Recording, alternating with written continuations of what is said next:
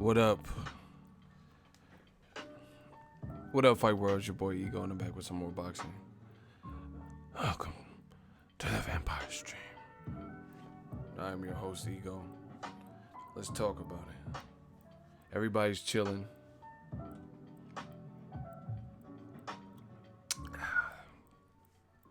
Thank you guys for coming in. They wonder how we do it. How we keep working around the clock with that fresh heat for all the fans. We're going to talk a little bit about everything. I don't know how long this is going to last. Make sure you smash the like button so we can get the engagement up on the Vampire Stream. Shout out to all the vampires. Shout out to the UK. It should be pretty early for y'all. Shout out to my West Coast. We up late on the Vampire Stream. Listen. Shout out to Yahoo Sports, Los Angeles Times. Their lead writers talked about Canelo versus Golovkin. And Golden Boy has declined to release the actual numbers for the pay-per-view buyership or the viewership, however, the pay-per-view buys.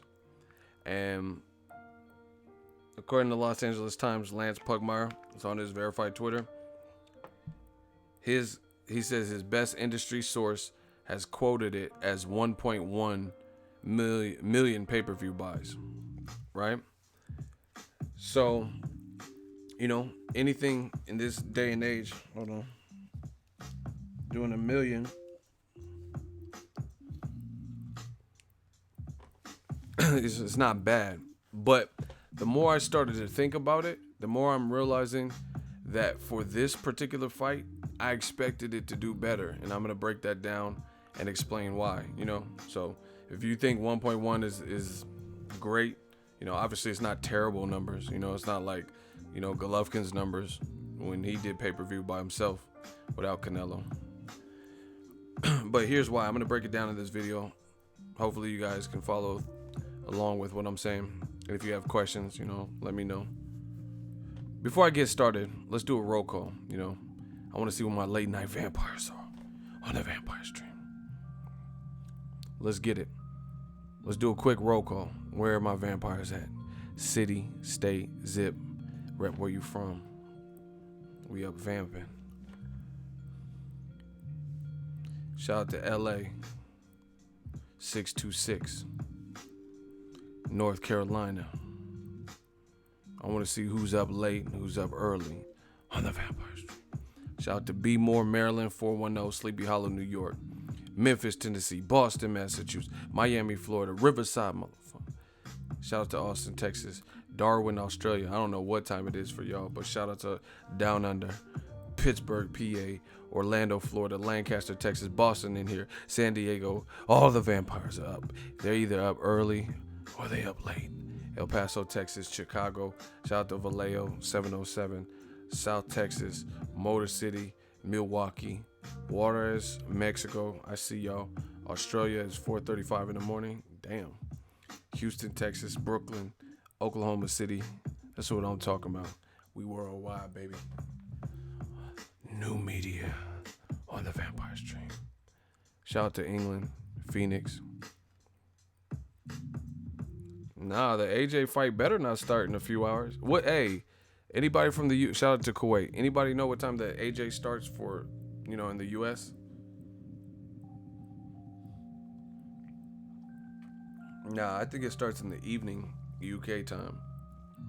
Coachella, California.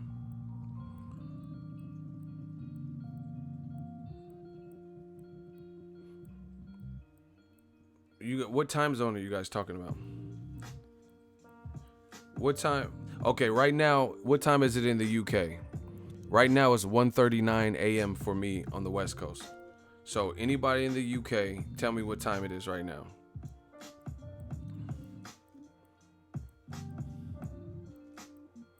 Okay, so it's 9:40 in the UK.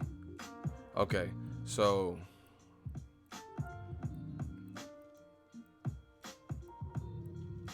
damn, how what the fuck? Y'all are hella ahead of me. It's only 1:40 a.m. over here. Okay. It starts in an hour. What the fuck? I don't know what time it starts, y'all. But I don't care about the undercard. I just want to see really the main event. 11 or 12 in the States? What the fuck? I don't know why it's... Is that always... Because I don't remember watching Kell Brook and Errol Spence at no 1 a.m. What the hell? I thought I watched it closer to like 3:30 or something. Yeah, y'all confusing me. Well, hold on. We gotta... Listen, Ego's Army, we gotta do better. UK, how many hours till you believe the main event will be on? Like, how many physical hours? Right now it's 9:40 in London.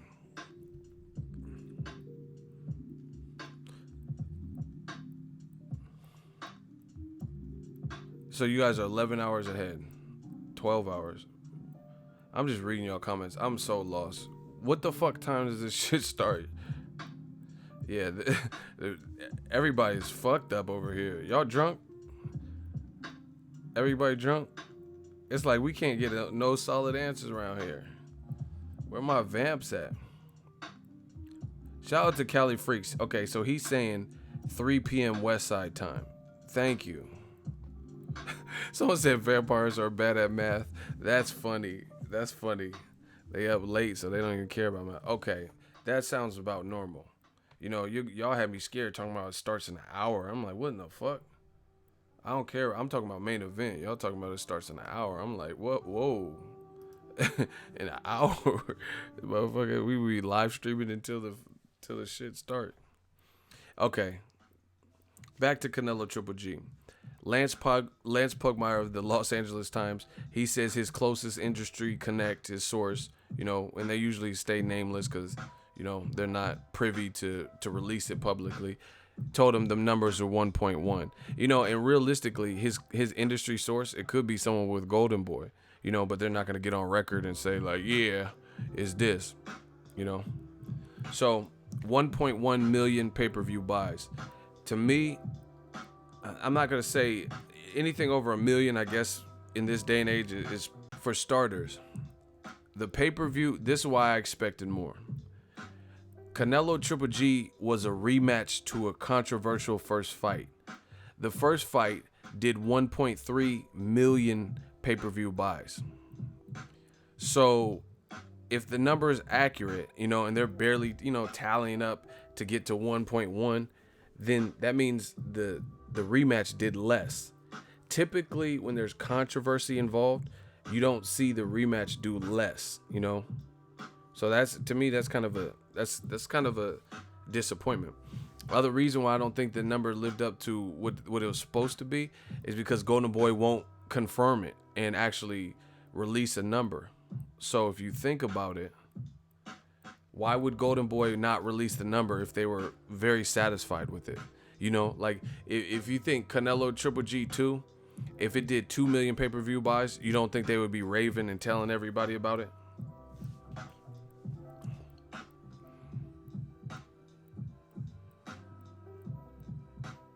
You know what I'm saying? So to me, that means I look at it as they underperformed.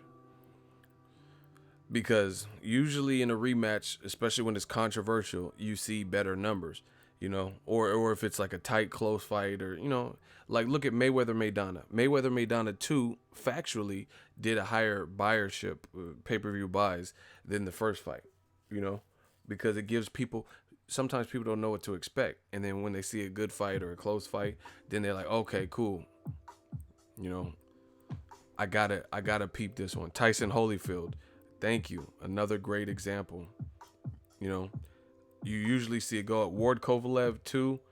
I don't remember the numbers, but I would probably say it did do better, It probably did do better. So I don't remember the Ward Kovalevs to quote it. But yeah, pretty disappointing. And the other thing is they bet the rematch had a better undercard. I think all the Pacquiao Marquezes. I think Marquez Pacquiao 4 did the most that all of them did. You know. So yeah, I think it kept going up. Yo, smash the like button. We just working. So disappointing. You know, I thought it would do better.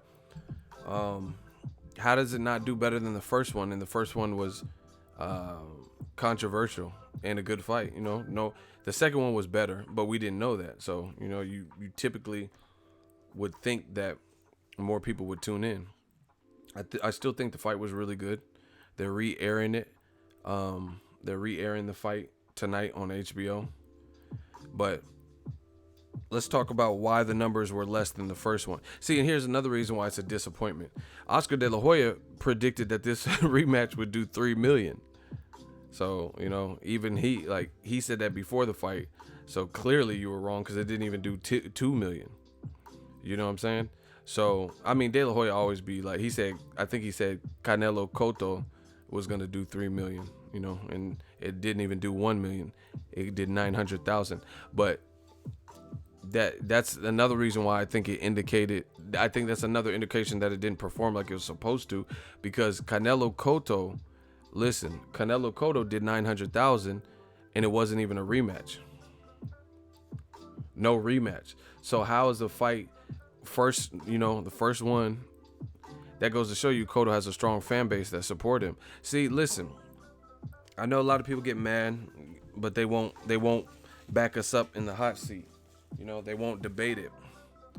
Golovkin overall, I think the networks have embellished on who he is as a fighter. I think they coined this Mexican style thing, and that doesn't really suit what he does at the elite level. You know, he's not no Mexican fighter that's just gonna keep on, you know, coming forward and doing all this. In fact, he landed like 6 and 8 body shots respectively in the first two fights. Like what Mexican, you know, lands that few body shots, you know, just in general, if we're going to stereotype and call something the Mexican style, you know. A lot of Mexican fighters are revered for their inside work and inside game. Triple G's landed 6 and 8 body shots. Like how you land 6 in the first one or 8 or whatever, and then you land the same amount or fewer in the second one, you know. And you baited Canelo to do this Mexican style. Then, you know, new media is killing y'all, whether y'all want to admit it or not, is killing y'all. Because all this shit old media be saying, slowly but surely, when the time reveals, it's not what they say. It's not.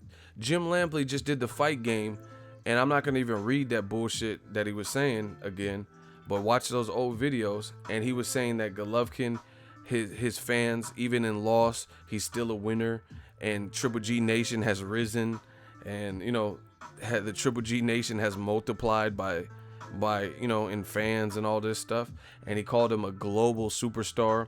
Before the fight, when they were walking out, he said Golovkin's a living legend. Like I said, on the fight game, when he compared him to Muhammad Ali, which is, you know, laughable, he said that Triple G is a global superstar. So why is he not helping Canelo? See, Canelo, he's done good pay-per-view numbers, right? Oh my gosh. King Silent, hold on. He says you wear them glasses because you look like a fucking bug. Yeah, that's it. You feel better? You should do like your last name and remain silent when you talking to the dawn. Yeah, you a bitch ass nigga. That's what's up. these they be so mad. They be stalking me and shit. You wear the glasses cause you look like a butt. Oh shit. No, the shooter clapped him. What are you talking about? Listen, if that, I don't know why these dudes think this makes me look bad. You wear the glasses cause you look like a bug. Okay, I mean, I don't have a problem. I guess it's a bug's life. I don't have a problem getting chicks. So, you know what I mean? It is what it is. Once again, beta males judging men. Anyway, shout out to my shooters restoring the peace and justice in this comment section. But yeah, I just feel like The numbers, I expected more. With the controversy and all the stuff. And I told you, this is why new media remains on top, because more often than not, we get it right or close. We're closer or whatever it is. They be way off the mark. They said Golovkin is a global superstar, but his best pay-per-view outings have been with Canelo. When he fought David Lemieux and Danny Jacobs, they didn't put up that many numbers. They did 150,000 or less, 96,000, something like that. You know what I'm saying? So it's like, where's this global superstar? Canelo, he already has bankable numbers. Like even his fight with Mayweather, that did 2.2 million. Do you get what I'm saying? That did 2.2 million. So he still has that. No one can take that from him. He was involved in the event that did, and that was the record to be broken only by Mayweather Pacquiao, and then later Mayweather McGregor. But that was the number one, pay-per-view buy thing. It surpassed, I believe, either the Live Gate or one of the two. It just did really well. Golovkin don't have no numbers outside of Canelo. And then his rematch does less than the first fight. I hate business brains. Shout out to you for the $5 super chat. He said, what happened to Triple G's ginger snap? Abel has some splaining to do. Hey, y'all being petty. That's what I'm... Like I said, new media. They say all this stuff, and then when it doesn't happen, it's excuses. We're not backing down from our perch. We're staying right here. The stuff we said, we're content with it. And that's what is it. What happened to that's a great thing. See now that my dude Business Brains was being petty, and said that, it triggers something. How does Golovkin land 6 and 8 body shots or 8 and 6 in 2 consecutive fights, and then you said you were gonna actually stop this man to the body, like a la Bernard Hopkins versus Oscar De La Hoya, and break Bernard Hopkins' record? See, once again, old media. Did you really believe that your fighter was going to I literally said this stuff. You know what I'm saying? I'm starting to believe that maybe I'm psychic or something. I don't know. Maybe this should just be coming to me. I literally remember saying before the fight, I was like, yeah, I did a video about the ginger snap or a live stream, and I literally said to you guys, I was like, yeah, I can't. If you landed 6 to 8 body shots in the first fight, I can't see you just coming back ruthlessly. Business Brains just reminded me of something I said. Ego Stradamus, exactly.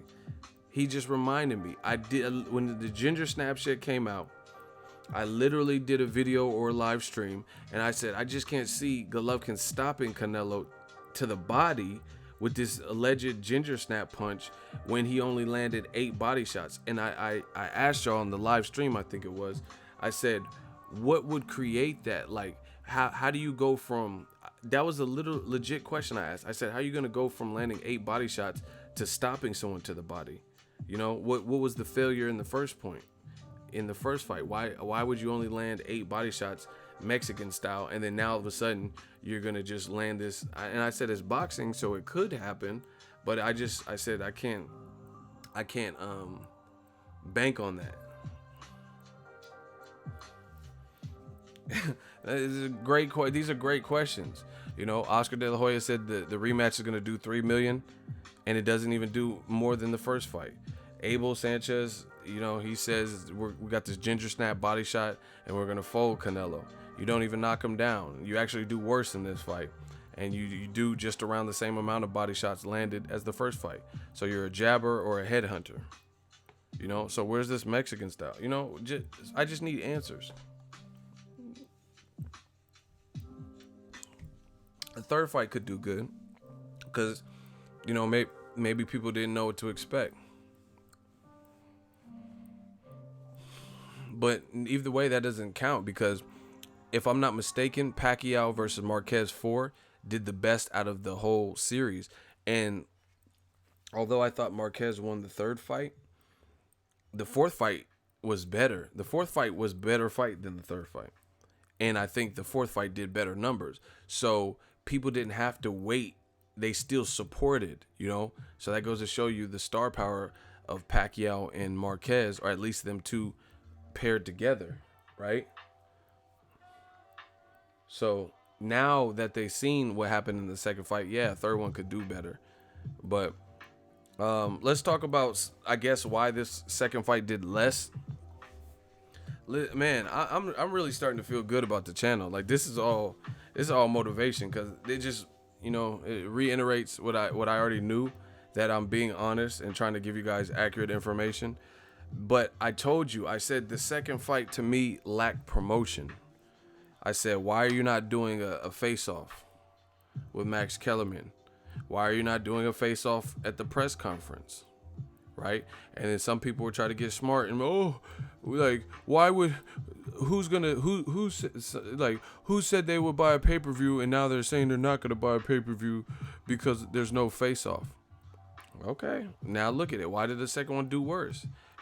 So people can think they're more tapped in than me, but like I said, I'm the people's champ. I talk to fans all the time. I'm not saying I know everything or know exactly what everybody wants, but maybe you should heed and listen to the fans. Fans want, this is just a random guess, but if I had to take an educated guess, I would say the return of Conor McGregor with Khabib Nurmagomedov, I think is going to do good numbers. I really do. I mean, look what he just did 2 days ago at the press conference. Look what he did. He entertained people. I talked to my people. He was like saying they had chicken jaws in Dagestan, yelling that his whiskey's out. He's entertaining. A lot of these fighters, they want the fight to just the networks or something. They just want it to be what it. Oh, it's the fight. It's the fight. They don't want to amp it up. They don't want to sell it. And I told you, the only promotion we were really getting is Canelo responding to negativity from Team Triple G, and Abel Sanchez said really one of 2 or 3 things, and it was just on repeat.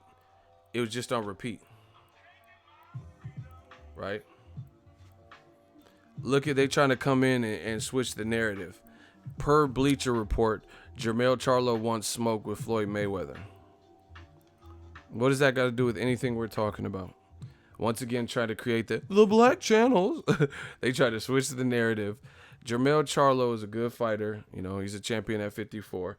But, I mean, do you honestly think Mayweather's going to come fight Pacquiao in a rematch and make more money than he would make fighting Charlo? So do you honestly think that would happen?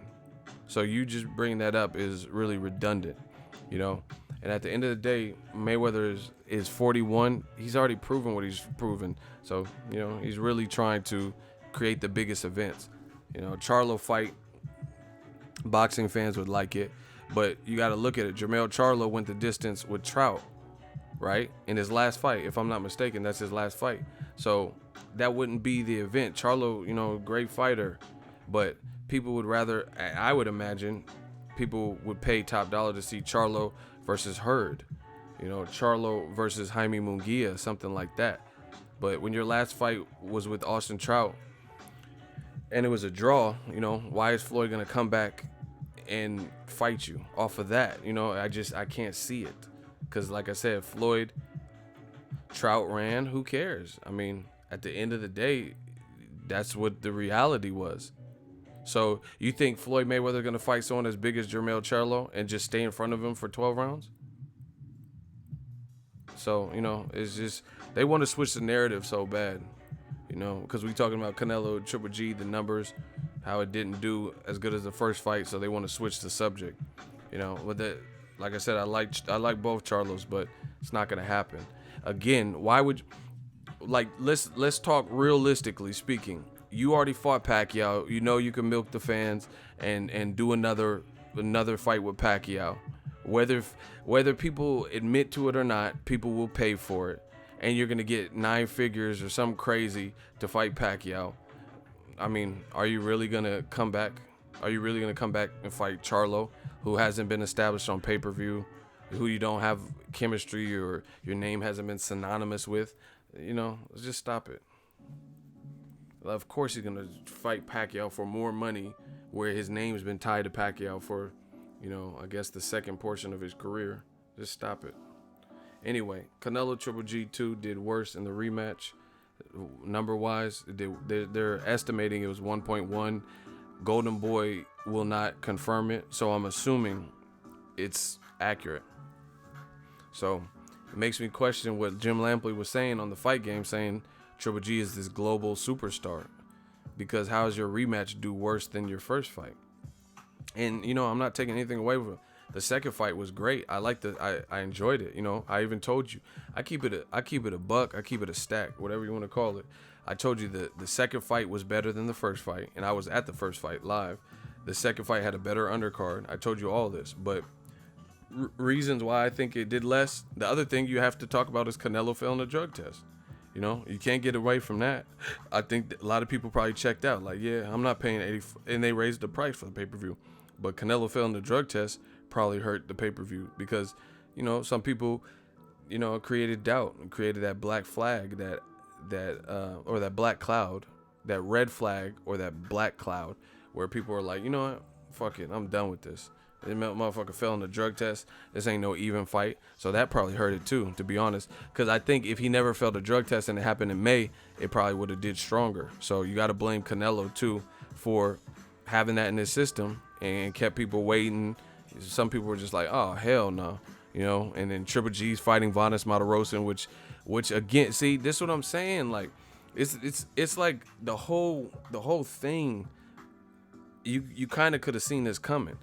Triple G, okay, Canelo failed 2 drug tests. Then, people speculate if the fight's still on, and then they're doing refunds with the MGM, and then Canelo does a press conference and be like, oh yeah, I'm withdrawing, and then he's suspended. And then Triple G says, hey, no, guys, I still want to fight on the Mexican dates. And we're like, okay, cool. And they're like, Jaime Munguia. We're like, no, who's Jaime Munguia? Because he hadn't fought Saddam Ali or nobody knew who he was. So they're like, oh, okay, we're going to fight Vanes Matarosen. We're like, what? Demetrius Andrade calling you out. Your mandatory says he wants to crack at you. Since he's your mandatory, he's been patiently waiting, and you're no longer fighting your money fight. Triple G is like, nah, I want to fight Vanes. So they said, okay, Canelo failed a drug test. We'll let you fight Vanes as a voluntary defense because you didn't create the situation that happened with Canelo failing the drug test. But upon that fight after, you got to fight Derevyanchenko next. You got 90 days to agree. Triple G is like, okay, knocked out Vanes, and then he had no intentions of fighting Derevyanchenko. So then he gets his IBF belt removed or stripped. They're like, give us that shit back. And then now Jacobs is fighting Derevyanchenko for the belt. That hurts this fight too. So the whole thing it wasn't handled right to me. The whole thing. Now we get to watch a rematch, and Triple G just fought Vanes, who he shouldn't have never been in the ring with. And now he has one less belt that he would have had. At one point in time, this fight meant all the marbles except for Billy Joe Saunders' belt. But then with him getting stripped with the IBF, it created, it's like Thanos and the Infinity Stones. Like let's say someone had all the Infinity Stones and they just threw them into different planets. That's the equivalent. That, like, if Thanos had all of the stones except for one, then he was only one stone away from, being able to snap and end it for people. But then Triple G, by not fighting Derevyanchenko, which he should have fought, which would have been a better fight than Vanes Matarosen, 2 years on the couch, off a long layoff, coming off of Edislandi Lara loss, and losing his promoter, Al Heyman, or his advisor or whatever, and then teaming up with Don King and not being of the 160-pound weight class, all that stuff, you should have just fought Derevyanchenko. And you would have been able, if you can beat him, to maintain your belt and keep that, and there would have been one more incentive for this particular fight. But, people seen what happened. You were chasing the money fight, and you didn't want to take nothing too risky. You're the boogeyman, but you didn't want to take a... Derevyanchenko only has like 15 fights. Jacobs is fighting him. Why wouldn't you fight him? Jacobs lost to you, been stopped by Dimitri Perot, and I understand maybe he's not the biggest A-side in like if he were to fight Canelo or Triple G, he might not be the A-side, but he's definitely the A-side over a guy like Derevyanchenko, and he's still willing to risk it all. and fight Derevyanchenko, and that's his stablemate. They had the same trainer at a point in time, but Triple G didn't want no smoke, you know. So that hurt the fight. And then just the way it was promoted, I tried telling y'all, no Max Kellerman face off. Like HBO just cut the budget, completely, I guess. So, right? They didn't have no budget for a Max Kellerman face off. They did one episode of 24/7, which I thought it was a pretty good episode. But 24/7 used to be like a mini series, 3 and 4 parts. I remember. Remember when Marquez was drinking his pee and shit. I don't know that was episode 1. That might have been on episode like 2 or 3. Marquez was drinking his pit like Floyd Mayweather and De La Hoya. That it was like a mini series. Now y'all giving us one. No face offs, like I tell you, this HBO, I don't know who's in charge with the sports department.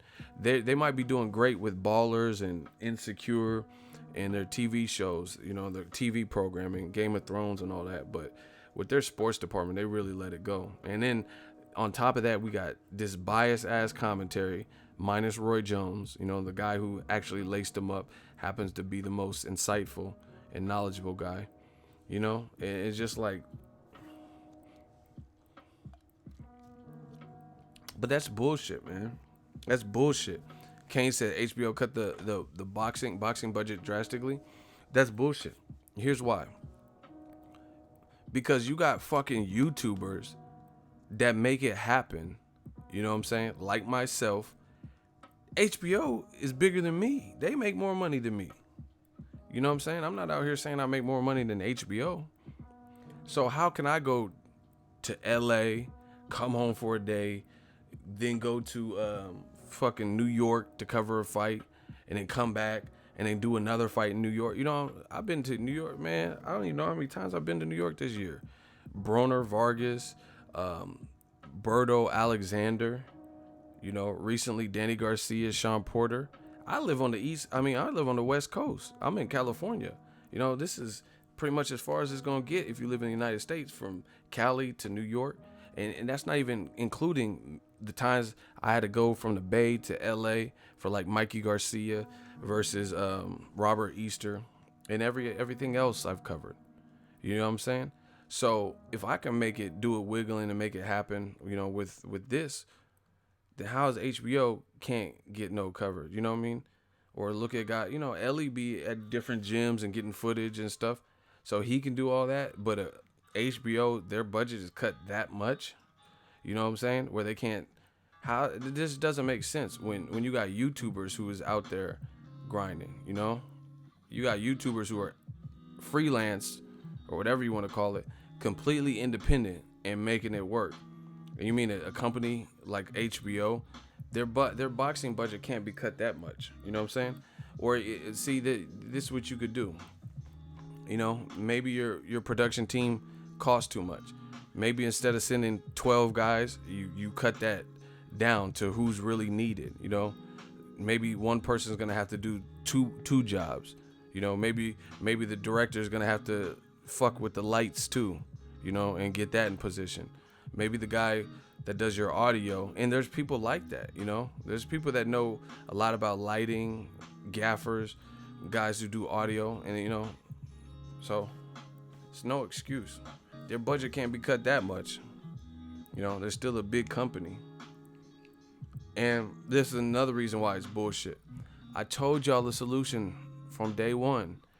Why is Jim Lampley still have the fight game, which nobody that I know, and I talk to a lot of people in the industry, and I talk to a lot of people who are just fans. Nobody give a fuck about that fight game shit.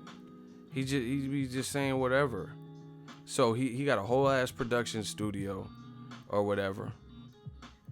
And what? Why not invest that fight game money into Canelo Triple G? Because I'd much rather hear what Canelo's talking about and what Triple G is talking about in a face-off than what Jim Lampley's talking about on the fight game.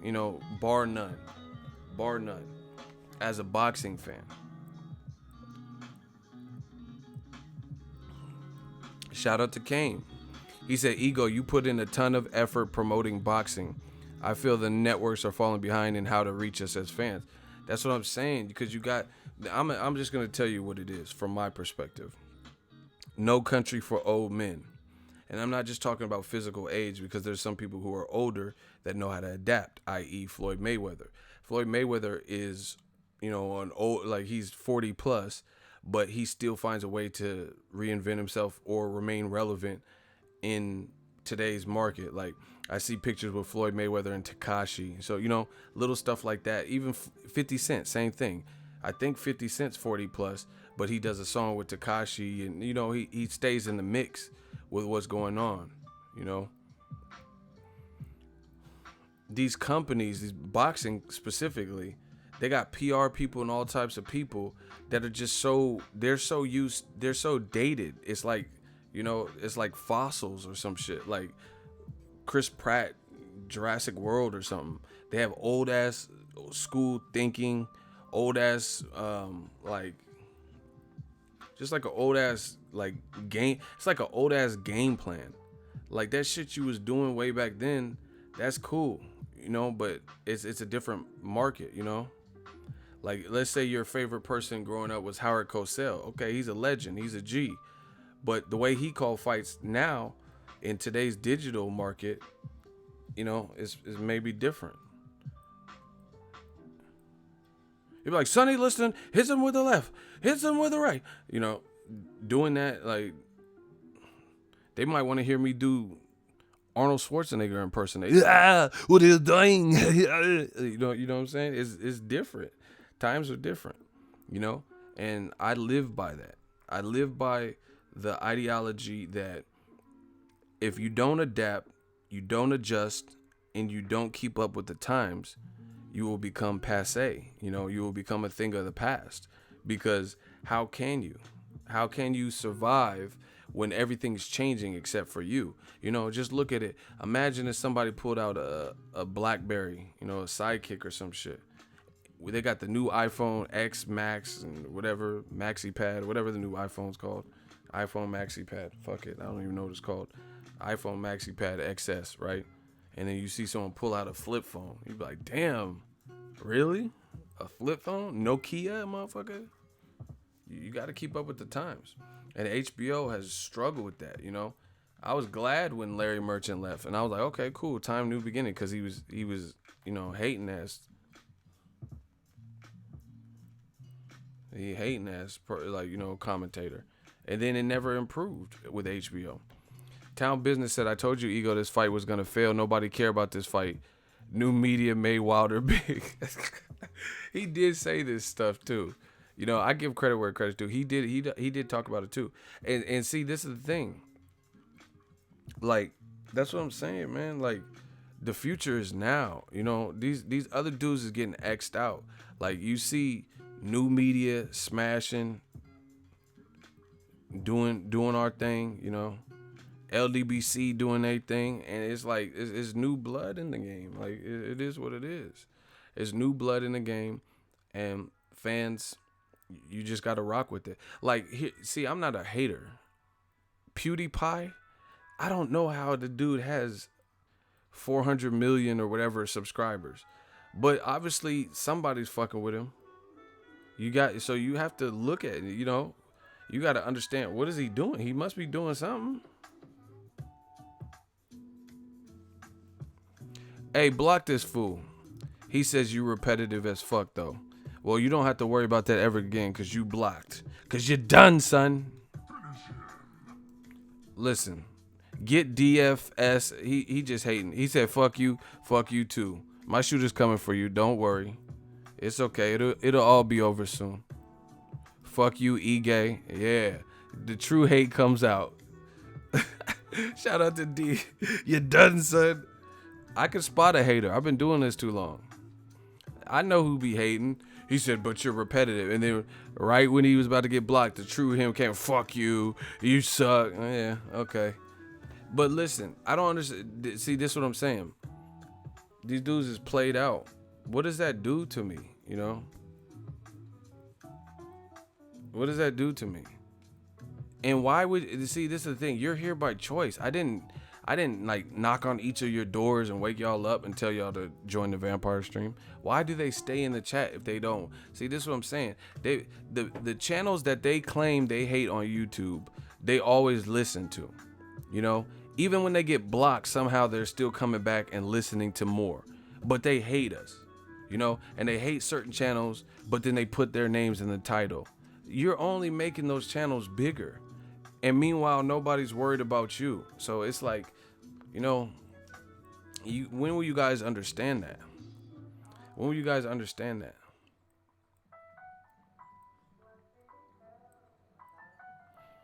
You know?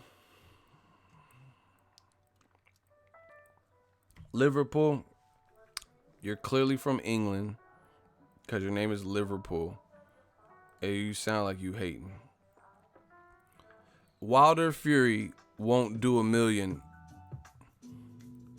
How you know what it's gonna do? You don't even know what venue it's at. You know, you've only heard what venue it's gonna be at. You know, these dudes just like, you guys listen, I'm gonna tell y'all again. Instead of dick riding the next person, you use your channel and do what I'm doing. You know, do what these other YouTube channels are doing.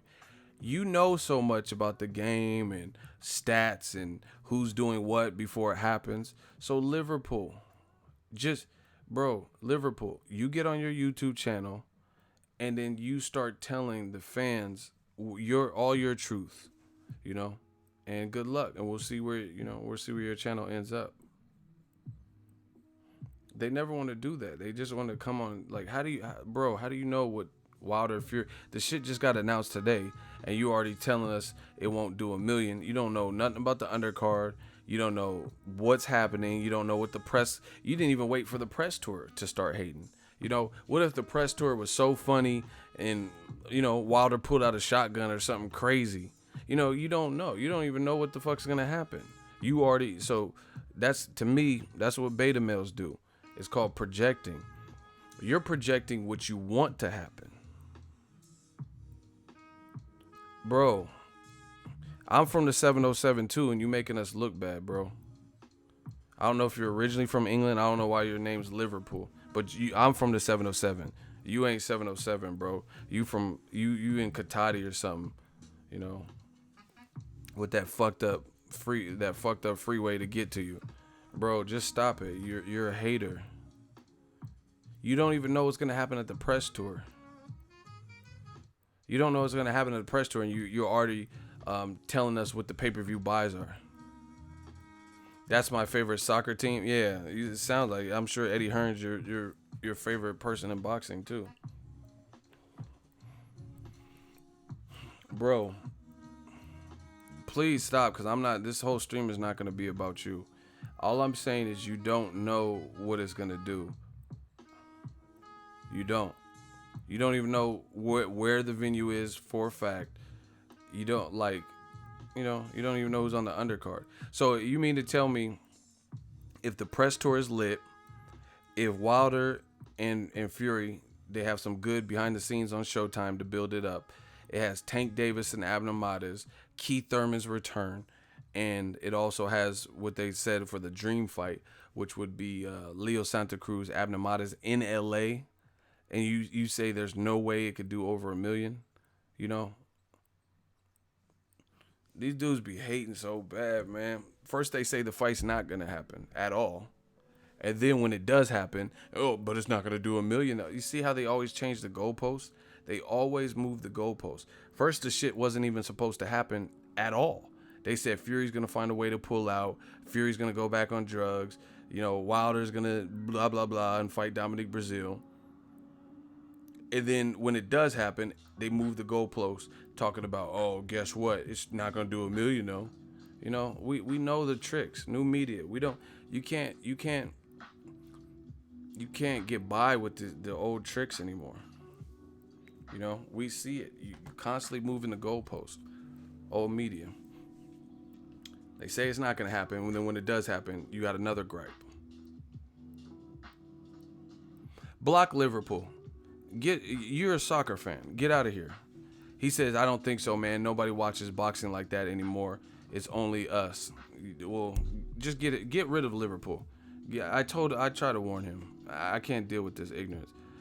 You want me to believe you're a real boxing fan, and you're advocating that people don't watch boxing anymore. You can't be a fan like me. Who says that? You might as well just say boxing is dead. Like, get him the fuck out of here. Go back to watching soccer, Liverpool or whoever you like. Anyway, I'm not finna argue with these dudes. But again, this is projection. They project their words. Like the dude on the last live stream, he was like, "Yeah, you got this stupid ass cult donating money to you." Like, why are you so mad? Why are you mad about what, people supporting and contributing to my channel? Because your favorite channel, because you a casual, is getting deleted. These motherfuckers haven't been right since Nelly first album.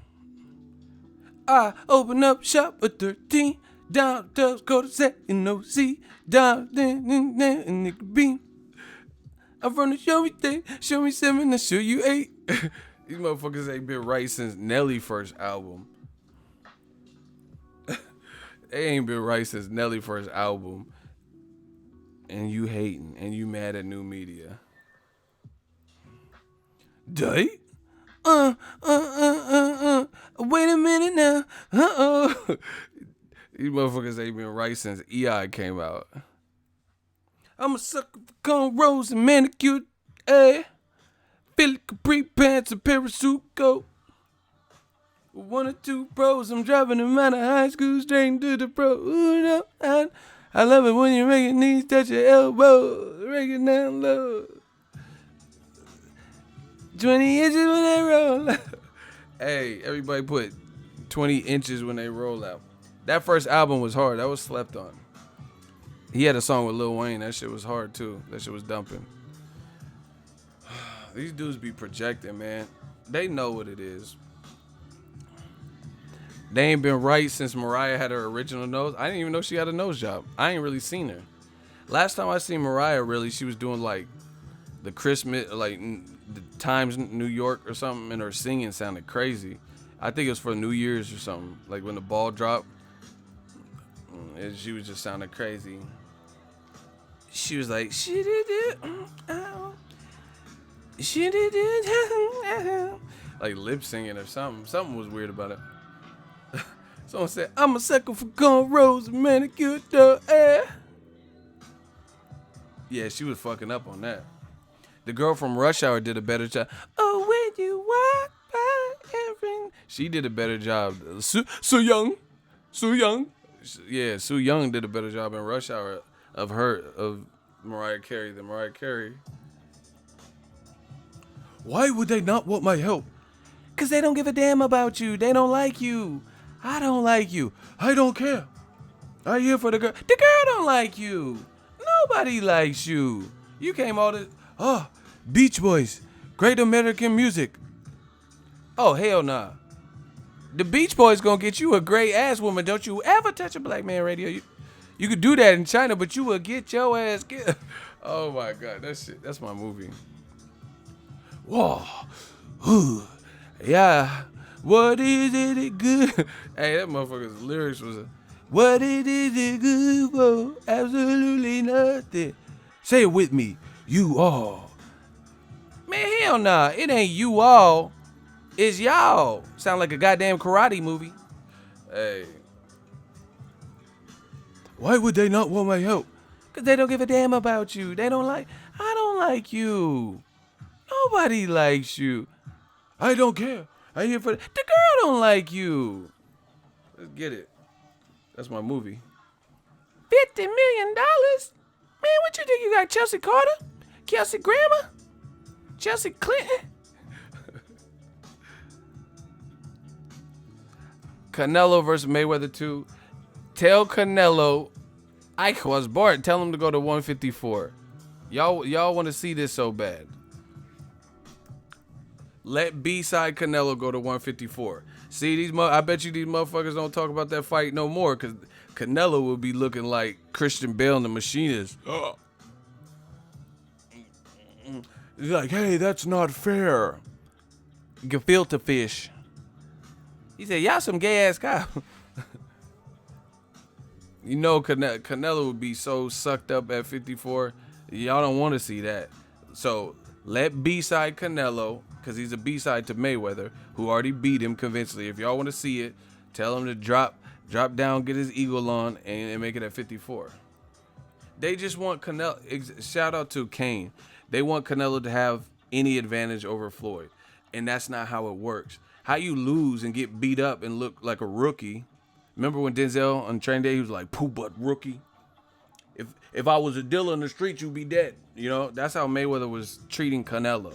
So why the fuck would, unless Canelo somehow has surpassed, which he hasn't, he just did 1.1 million. So look at Canelo's last pay-per-view with Triple G, which was a rematch to a controversial fight. It did 1.1 million. It did less than the first fight, and it was a better fight. Mayweather's last pay-per-view was 4.2 or 3 million with Conor McGregor. So nothing has changed. Floyd is still the man in terms of the A-side shit, and he already beat Canelo decisively. So why would he concede a weight advantage to Canelo? Because Canelo is better or improved when he already got dog walked. If Canelo, tell Canelo drop back down at 52. That motherfucker would look like olive oil from Popeye. That motherfucker would let Canelo drop down to that 52 again if he want to work. The Canelo would be like on life support. You know what I'm saying? Y'all want Canelo to have any advantage he can. You want him to have youth advantage, which he already has. And, even though he got beat the fuck up, you want him to have, it just doesn't even make sense. It doesn't make sense. How the fuck I beat you up decisively? No, this ain't Canelo Triple G 1 or something where it's like controversial. Mayweather dog walked Canelo.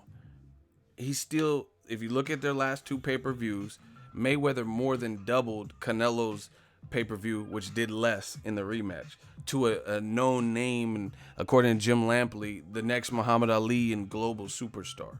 So why would Mayweather jump up 2 weight classes to give Canelo an advantage? You guys know it doesn't make any sense.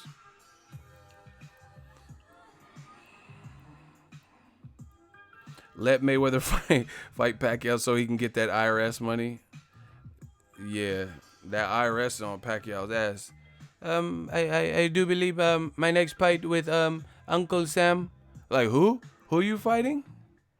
I believe my next is up to my promoter. My next fight is that fight with Uncle Sam. Like your next fight's with Uncle Sam. Who is that? Like the motherfucker I want you? That Uncle Sam? Yeah. I will be facing in Macau, China. I will be facing Uncle Sam. Uncle Sam. Uncle Sam. He want money. That money I owe him. How much you owe him, Pacquiao? 45 million. Like what the fuck? You owe 45 million? You just wasn't paying no taxes, huh? You just said fuck some taxes, huh? Pacquiao. You said fuck paying taxes, yeah. You thought Mayweather got big bank and didn't pay no taxes, yeah. IRS on your ass, yeah. You want a paper check? You got your block on fire, remain in the G until the moment you expire. When it is, you take nothing. That is something. Hey, Pacquiao, you gave Bob Arum your money, huh? You supposed to get 125 million. You still owe some taxes, huh? You owe some back child support, huh? Jinky got like 6 kids with you. You you paying bill, huh? Like, stop it. Pacquiao better pay it. IRS be like Michael Myers and shit. Remember when Jamie Lee Curtis was walking down and she like looked back and didn't see nothing, and then she looks forward and Michael Myers was by the bush, like that's the IRS on Pacquiao ass. They finna be.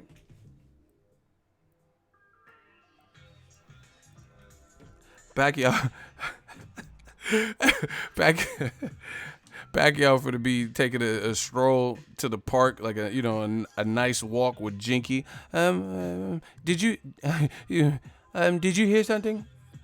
And she's like, no, I didn't hear something. Let's keep walking. And then the IRS behind Pacquiao.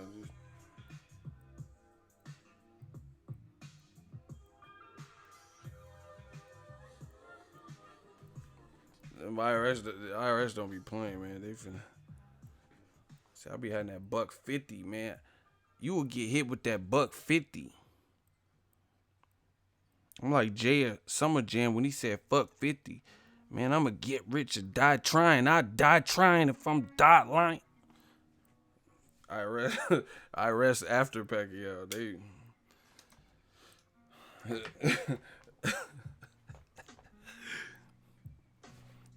They just. Oh, you just gonna make all that money if it's Mayweather, huh? IRS like Denzel on Pacquiao. Hey, okay, you gonna make triple digit millions with Floyd Mayweather, huh? Yeah, Pacquiao. You don't think you owe us no? You never heard of the Boston Tea Party, huh? You don't owe us no taxes, none. Yeah, you motherfucker.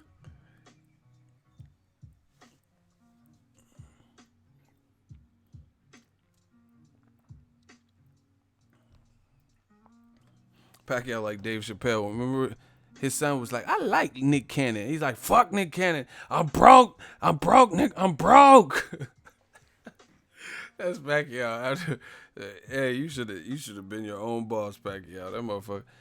Man, fuck Nick Cannon. I'm broke, Nick. I'm broke. Oh my god. Yeah, Uncle Sam ain't playing. Oh my god. This shit funny. Yeah, so anyway, Canelo Mayweather, that shit ain't happen. And see, this is funny. This is funny. How come when a person lose decisively, in most situations, no one's asking for the rematch. But since Canelo, who some of these same motherfuckers said lost to Golovkin in both fights, now all of a sudden they want to see Canelo versus Mayweather part 2 at 160. Like, just admit you a hater. You know, that just bottom line. Just admit you a hater. You know, you that desperate. You gonna tell the people, you know. And like I said, look at the people who doing the most hating. Look at the last names, the first names. Look at the pictures. Look at everything. Just interpret the whole picture, right? Look at the profile picture if they have one. All of that. Mayweather. No one really disputes that Mayweather schooled up Canelo, right? Some of these same people say Triple G beat Canelo twice. Yet and still, some of those same people want Mayweather to fight Canelo at 160. So if you think Triple G just got robbed twice and beat Canelo, then why would you want to see Canelo get a second crack at TBE? Because you a fucking hater. Because you want to give, you know that Canelo's going to outweigh Floyd, definitely. And you want to see it because you think it gives him some kind of advantage. Canelo himself said Mayweather schooled him. I mean, shit, he didn't have to say it. If you watch the fight, anytime you punch the ropes and Mayweather was like, what we looking at? This is Mayweather. He was look.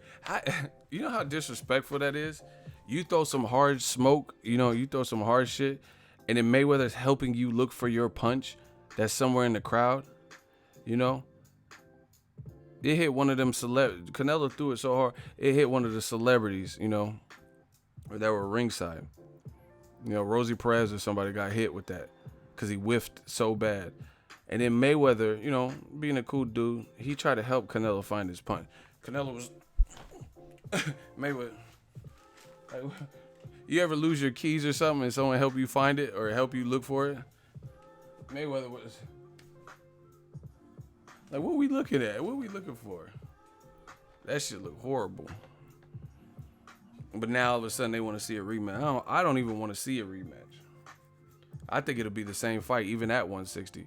But like I said, why would you even you're 41. Why would you even give Canelo weight advantage when he doesn't deserve it? Because to me, where I'm from, like my school of boxing, is you got to beat the man to become the man. You know, you ain't did shit to beat the man. You just became a see, listen, Canelo, the way it's supposed to happen is this. Julio Cesar Chavez was the man. Oscar De La Hoya beat him and became the man. You know? Then Floyd Mayweather beat De La Hoya and became the man.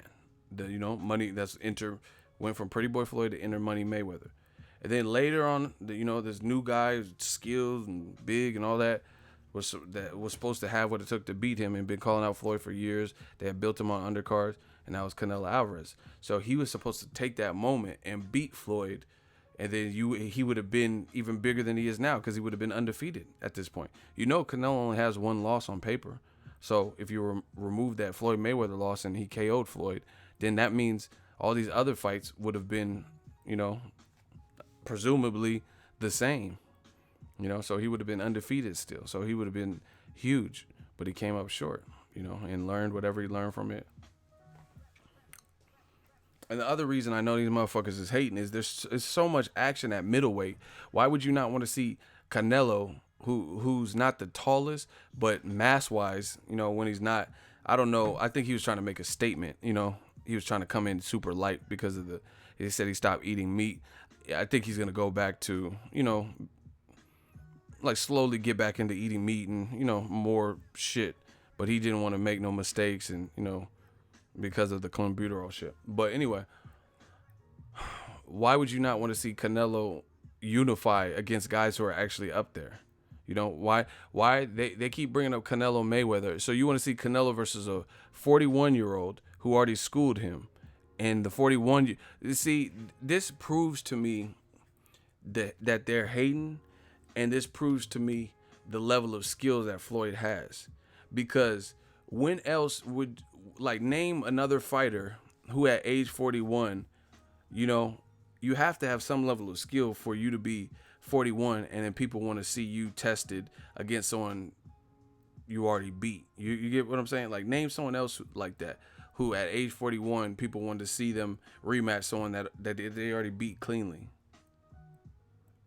Meanwhile, so as a boxing fan, you mean to tell me you would rather see Canelo, who has the most belts in the division, just off beating Golovkin.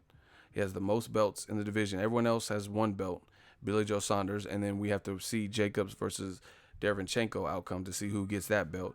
So there's only one guy who has a belt as of right now, but that'll change in October when Jacobs fights Derevyanchenko. And you would rather see Canelo fight a 41-year-old that schooled him with no belts, no experience it hasn't had a pro fight at 160, instead of actually unifying. That's TBE shit. That's TBE shit. And you hating because he's going to make more money fighting Pacquiao. But what about Charlo? Well, fight Errol Spence and Terrence Crawford. We know what you're trying to do. Floyd and Errol Spence are cool, so I highly doubt that they would fight. Same thing, Terrence Crawford. I never even heard Crawford said he'll fight Pacquiao. Y'all motherfuckers don't talk about that. And Bob Arum said he wanted Pacquiao. Why that fight didn't happen? When is the last time Pacquiao even fought a Canelo type guy? Much bigger, 10, 13 years his junior, very good boxer and puncher like Canelo. Tell me who the person is. Name the young hungry lion that Pacquiao fought. Y'all never tell Pacquiao to fight Jermell and Jamal Charlo and Demetrius Andrade and Edislandi Lara and Errol Spence. He moved up in weight classes. But he's supposed to be the knockout phenom.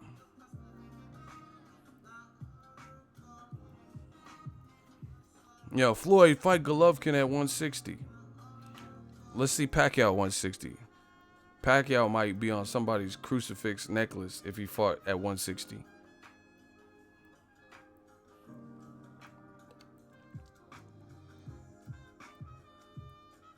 Damn, the last young hungry lion he fought was Josh Clottey. That's bad. Hey, Josh Clottey was all the way wildin'. Y'all, y'all want me to take you in history, or you want to just keep going with the stream? Y'all want me to tell you my thoughts on the Josh Clottey shit? This shit is kind of funny though.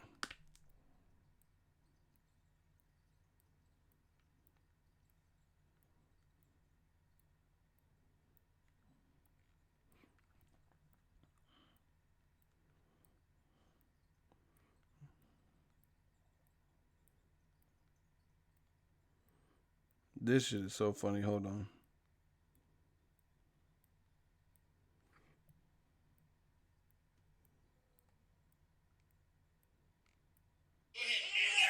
Look at Clottey.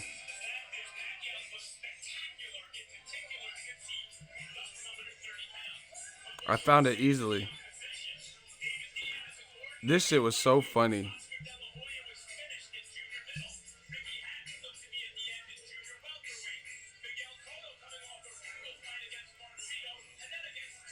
Hey, he's killing.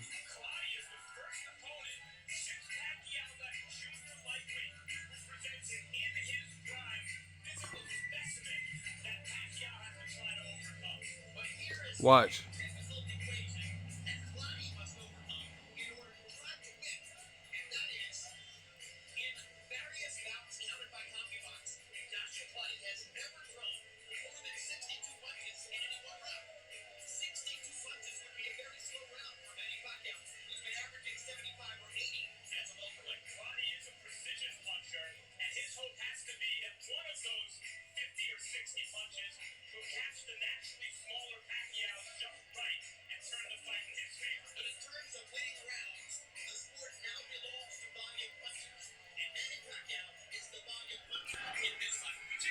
Okay, first of all, that was the longest ring walk in boxing history.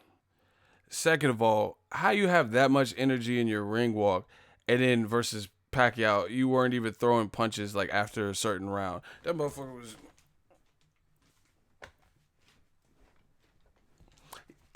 How you gonna do all of that and then get in the fight and just be? Pacquiao even hit him with two punches at one time. That motherfucker was. He thought he was at the club and shit. Like what? He was tripping. He was tripping. He did all that, and then the fight wasn't even like you burn more calories doing that than in the actual fight. Please stop. Hey, Claudia was like this the whole fight. Hey, to this day, you know me. I'm not big on the conspiracy theories. I think that fight was rigged. If you know who Claudia was, I think that fight was rigged. You know, because that was like at the peak of Pacquiao shit. You know, maybe after the Mayweather bullshit, when the fight fell apart with Mayweather. That shit, I really think that fight was rigged.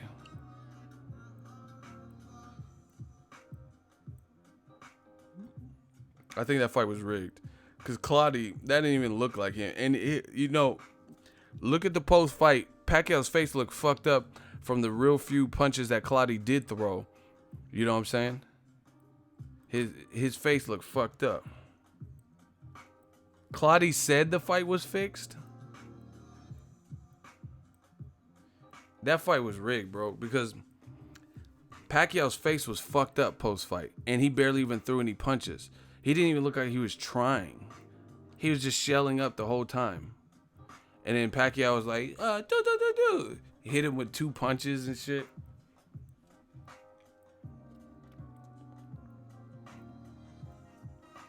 You know, and you had all that energy walking out and shit. You know, every little step I take, you doing all that. But then all of a sudden you in the ring and I do it. Nah. I don't believe that. Yeah, that was after the Mayweather fight fell apart. You know what I'm saying? And you know I never do like, oh, this fight's fixed, and I never be like doing on that shit.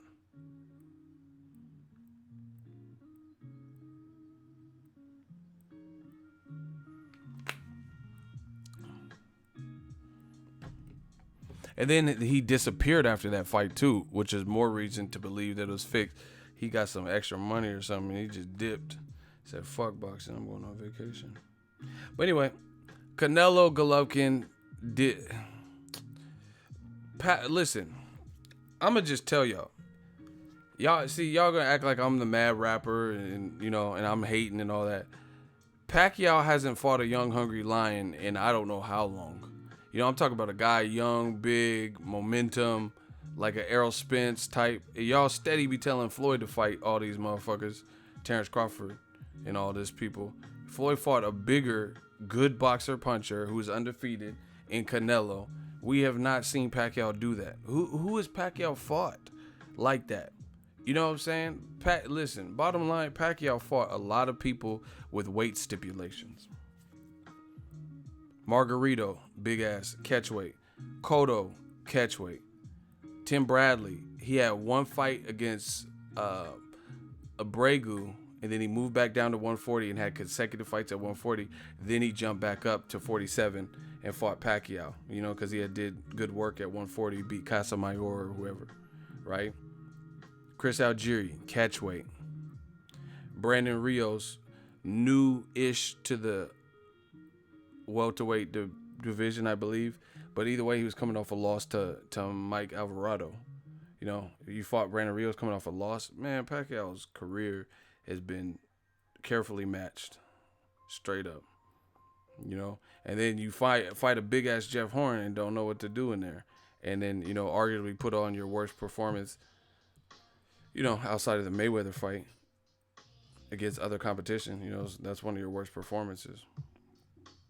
Pacquiao has a lot of, shit like that. I know Canelo was at a catchweight too, but that was a catchweight over 150, right? And beyond that is not every Floyd fight had catchweights. Some people would bring up, but Juan Manuel Marquez. Yeah, but that's kind of leveled out because Floyd was on a 2-year retirement, and he came back and beat the hell out of Marquez. So, that's probably why that fight happened at the catchweight.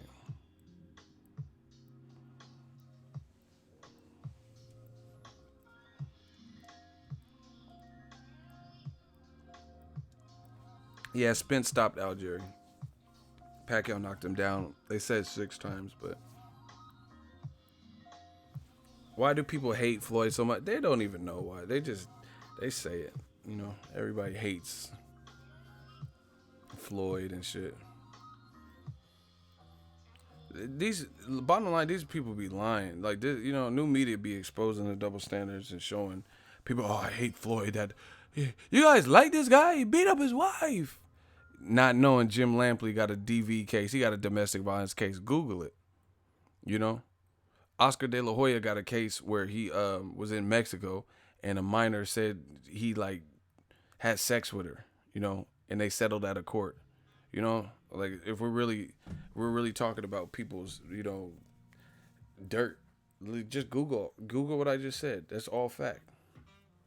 But they hate Floyd. He's just the, Antichrist. Max Kellerman too. Yeah, he did the interview. Max Kellerman, he said he got in an argument with his chick or something in college and had to rough her up or push her into the shower or some bullshit. That's what I'm saying. These motherfuckers be fake. See, I don't like fake shit. Hey, you doing too much. He said in Mexico they could fuck 16-year-olds, I think. Bro, Oscar is a Mexican American. So just because it's something legal in another country, you're just gonna take advantage? Like, oh shit. If that's the case, then R. Kelly should go to Mexico. You know what I'm saying? If it's just, damn. Y'all condoning sleeping with kids just to, wow. See, this is what I'm saying. This is the type of man fan shit. He said, I'm just saying. So R. Kelly finna be, just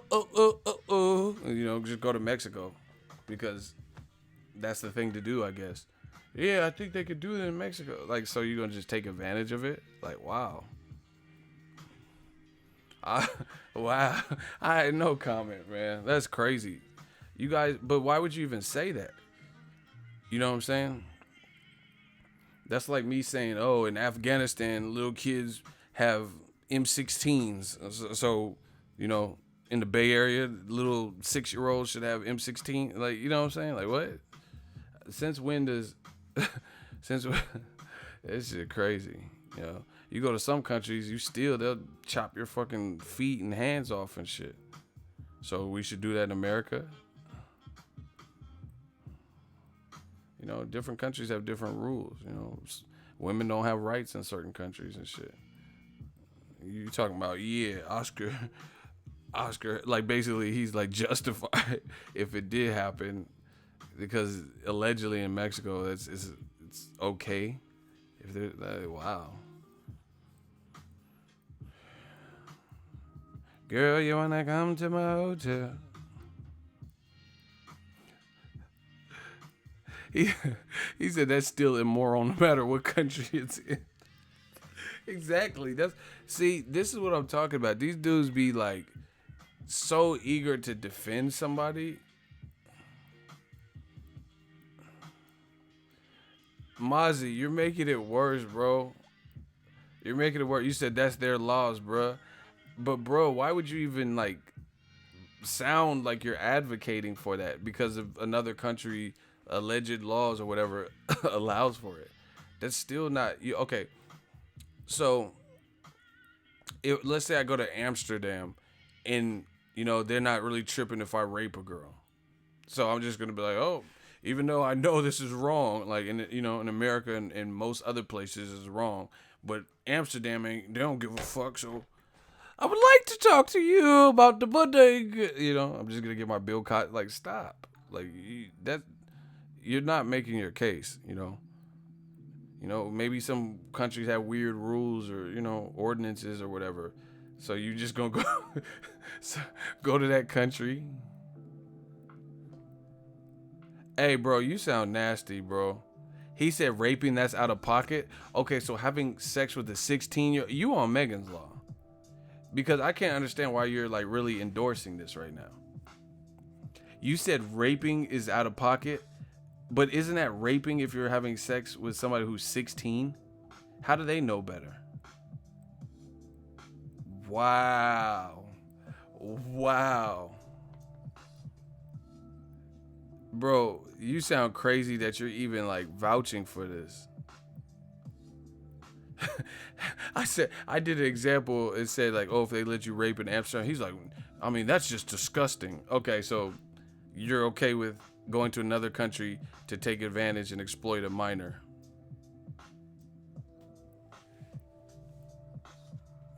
That's not rape. The Vampire Stream. That's crazy, man. Some of y'all are foul, man. Shout out to Ruben Salinas Jr. Good job, Ego. $2 super chat. I appreciate you. Bro, you should have never said that. I'm done. I don't even want to talk about the subject because that's that's just sickening to me, to be honest. Whatever. Anyway, Canelo Triple G 2 did less pay-per-views. Let's just get back focused. Canelo Triple G 2, Golden Boy won't confirm it, but according to the Los Angeles Times, who put out, I believe an accurate number that was never challenged in the first Canelo Triple G fight, they said their source says the numbers for the rematch were 1.1, and then the numbers for the first fight were 1.3, so it actually went down a couple hundred. Jessica says 1 million isn't bad. I wouldn't say it's bad, but my thing is this. Any business, like, okay, what I did, whatever I accomplished in 2016, hopefully I want to top that in 2017. Whatever I accomplished in 2017, I want to top that in 2018. You get me? I don't like, okay, what if I had in 2017, I had 1 million subs, and then now I have what I have now, 150. Then that means something changed, So you have to investigate it. It's not bad. Like, excuse me. It's not like the worst numbers ever. But at the end of the day, you would imagine if all went well, like if all was done right, that a controversial first fight would lead to bigger results in a rematch. So they didn't do a good job promoting it. Bottom line, you know, whether it was Canelo didn't want to do some face-offs, not doing a face-off, doing one HBO 24/7. You can't do that. You can't deprive the fans of that. You know, you got to get people. This day and age, entertainment value is something. I promise you. Look at Conor McGregor. I see a lot of people reposting his press conference with Khabib because it was fun. You know, he was like, he said he has a chicken jaw and I'm a glass chin, and I'm gonna put him out. You know, in one round. He's entertaining. You know, he's enigmatic. Like, he's gonna make you want to watch just because of what he's saying. You're acting surprised this was Golden Boy Boxing. What does that mean, though? Yeah, they did raise the price. That probably accounted for it too. Yeah, I heard about Thurman Josecito. I haven't heard a confirmation, but put that on Wilder Fury. That's not, that's cool. That's a cool comeback fight. I mean, Thurman's gonna be the favorite, but Josecito's a warrior, so I don't mind that. Canelo and Triple G, and see, if in fighters, they got to get out of that like prima donna shit. Like Canelo's team did a little bit. I really feel this way. I feel like my channel does more to promote some of these fights than the people who are behind it. You know, do you get what I'm saying? And I'm not trying to sound like toot my own horn, like I did this, and but I really feel ego Weight Watchers telling you who Canelo is sparring with, showing you the video, because I'm a platform, showing you Canelo's in shape and analyzing his weight, going over quotes that Abel said. Imagine if I didn't do any of those videos. Imagine if I didn't do any. If I just said, you know what, I don't even want to talk about this fight. No, I'm being real. And see, this is the thing. That's why I don't worry about, like, I'm not out here saying nothing crazy, but that's why I don't worry, because, the promoters need me more than I need them. And I'm not saying that in a cocky way, like I'm trying to burn bridges or, be on some foul shit. I'm a businessman, but I'm not lying to you guys. Them turning down my credential for the rematch for whatever reason, I made more money than if I would have went to the fight. Because if I would have went to the fight for a week, it would have been an expenditure, airfare, eating out, hotels for 4 or 5 days or whatnot, right? Getting around in Uber, because I don't rent cars anymore when I'm in Vegas. I didn't do any of that. I didn't have any, I just had I have my own car, my own, came and go. You seen, I did that 4-hour live stream. You seen how many super chats we did. I wouldn't have been able to guarantee do a live stream, especially I wouldn't have been able to do it for 4 hours because I would have been at the press conference. I would have been scurrying, looking for ringside for Roy Jones and all these people to interview. You get what I'm saying? That my dude Jose, he hit me up, not even the super chat. Just go watch the stream. I mean, it's long, but he won money and gave me $150, and he did $50 3 times. That's $150 just off of my dude Jose. You know what I'm saying? Just showing love because he listened to my prediction and showed my. So at the end of the day, like I make more money not going to the fight, but the reason I do it is for the greater good, for the fans to so new media gets to ask some questions, and so you guys get the footage you need and want and all that, but that's facts. I don't have to be there, I could be in the comfort of my own home. We do the live stream. Like, I'm not at Joshua. I wasn't going out for Joshua Povetkin for sure. But do you get what I'm saying? Imagine going to the UK and being there for X amount of time. I could cover Joshua's fight right here, just talk and immediately do it. When you're at the fight, it's a different environment.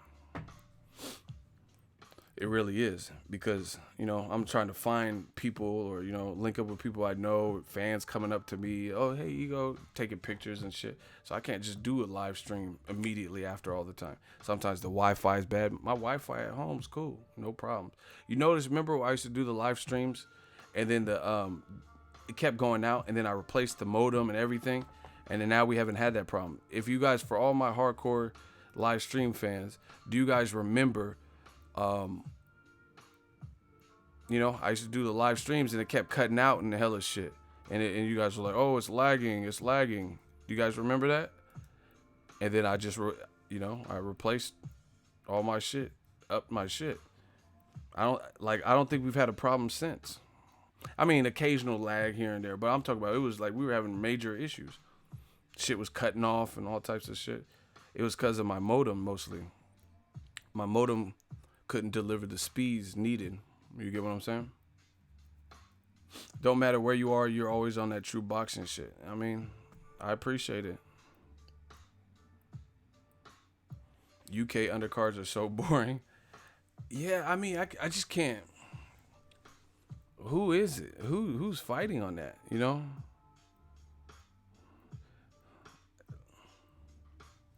Hey, did Liam Walsh ever come back after Gervonta knocked him out? Because I remember he was talking a little shit to Gervonta. Has he ever came back? I never seen him. But I don't keep up with his whole career, so I just want to know: has he ever returned?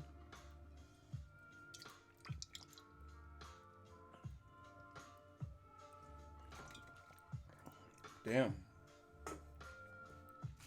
Gervonta put him in the hot seat.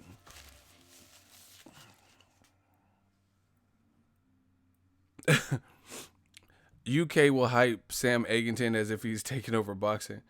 The UK commentary be so biased. He'd be like, "Oh my gosh, massive upset.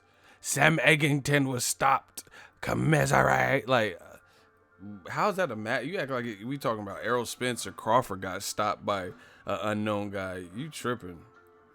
Talking about it's a massive this shit is not. This is massive to y'all. This is not massive. Who is Sam Egg? Because he beat Paulie Malignaggi late in his career. Motherfuckers talking about massive. Another massive upset. That shit is not massive at all. They be lying, man. They said on the Joshua weigh-in, if you listen to it, yo, we got to get the like. I don't know why we're not over 100, but we got to get those likes up. I've been on long enough. We got enough people for a vampire stream. We got like 200 plus people or whatever. Steady. We got to get them likes up. If you're in here, smash the like button. Keep this thing going. But anyway, for the Joshua Povetkin weigh-in, they said this is how biased the commentary was.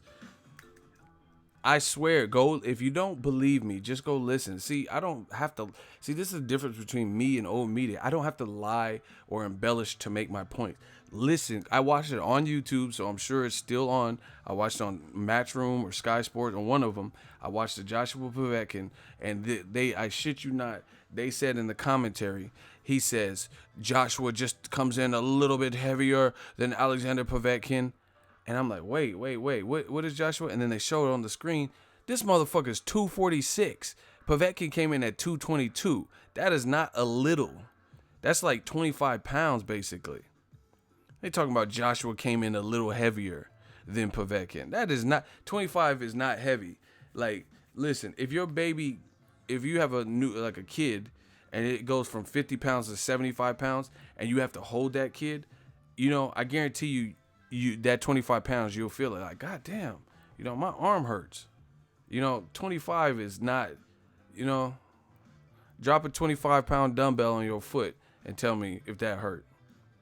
Motherfuckers talking about, he said he's coming in a little bit heavier. That is not a little bit. You just don't, you don't have to do all that. Just be honest. I tweeted this too.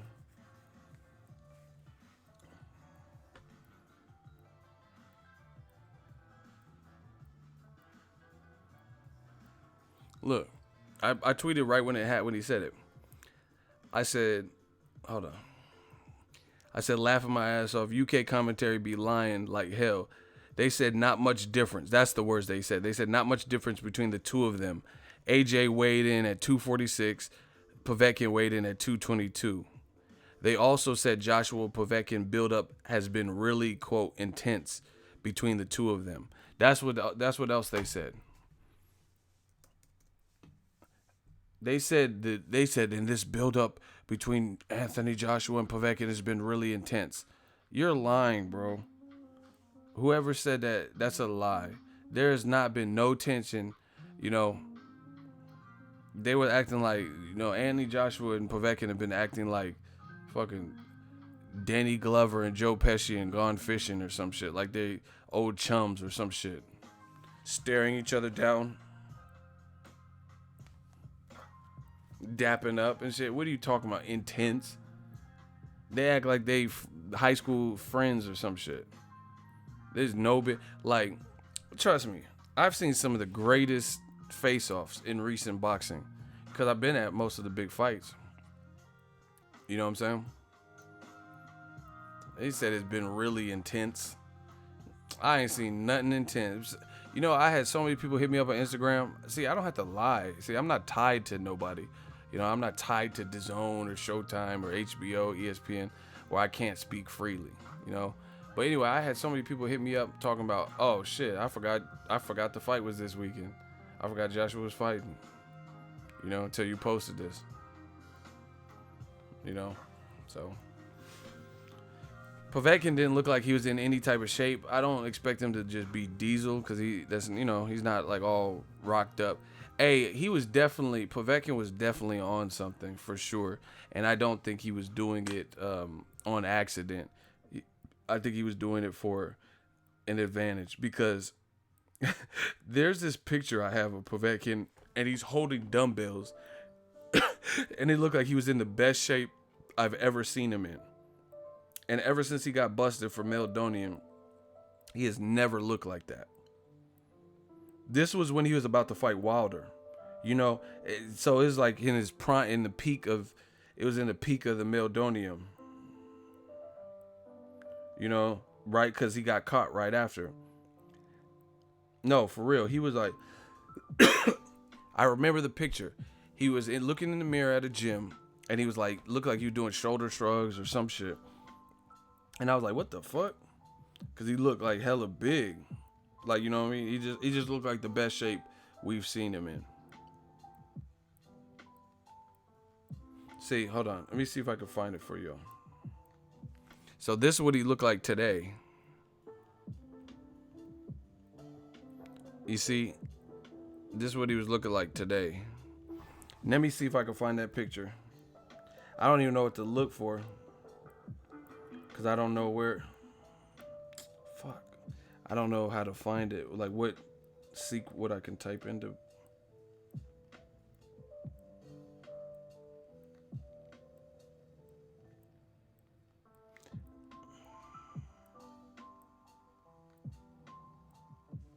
Oh, I found it. Y'all want to see it?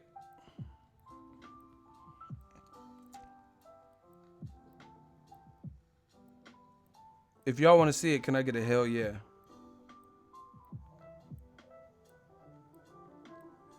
I need some motivation. So you guys seen what he just looked like in the Joshua weigh-in. This is when he was about to fight Wilder before he got busted for the ped shit.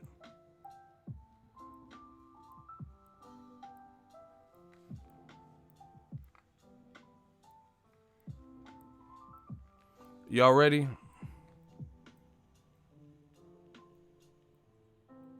Hold on.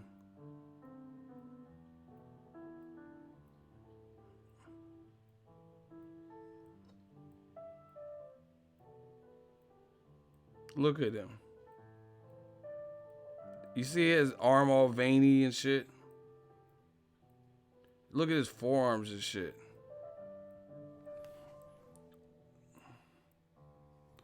Look.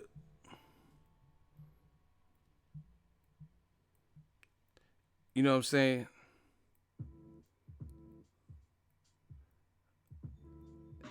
You know, he looking like NFL stat. You know, like an NFL player, like in shape and shit.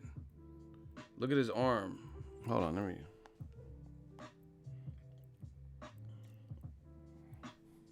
Look at his arm though.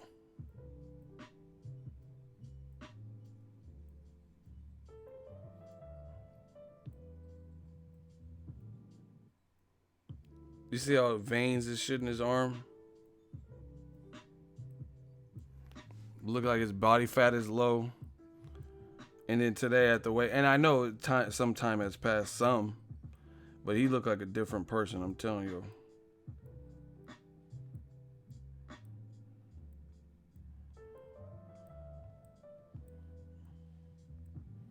So I believe he was trying to get some kind of edge.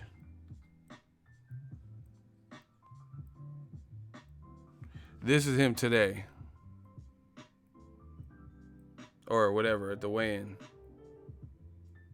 Look at his arm now. Look at that year-round drug testing.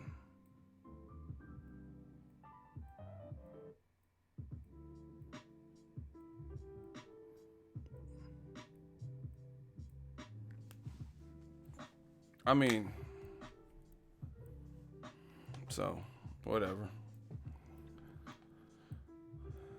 So when he was about to fight Wilder, motherfucker was he was right here with it. If he dies, he dies. You will lose. I must break you. You know what I'm saying? And then now all of a sudden you like, all right.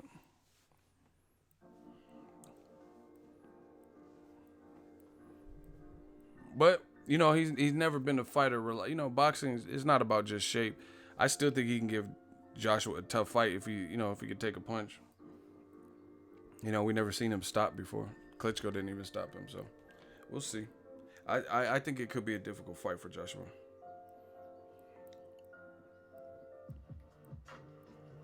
You know what, Joshua too.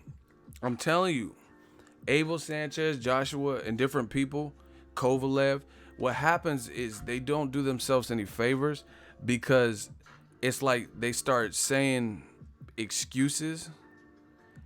And then once you cycle through the excuses about once or twice, you can't use that anymore. You get what I'm saying? Joshua, he claims he fought different versus Parker. Instead of just saying Parker was a difficult style for me, you know, he wanted to use hey, I was thinking about the Wilder fight. He said he was thinking about the Wilder fight, so he fought out of character. And he was just trying to be cautious and shit and trying to box. But now he said he's going back to the, who I am, the mean shit, right? So now if you go in there with Povetkin and you put on a similar performance that you put on versus Takam, Klitschko, or Joseph Parker, where you look good in spots, but you also look vulnerable in spots. Now you can't say that anymore. Because you said you already said that I was thinking about Wilder and focused on that, and now I'm not.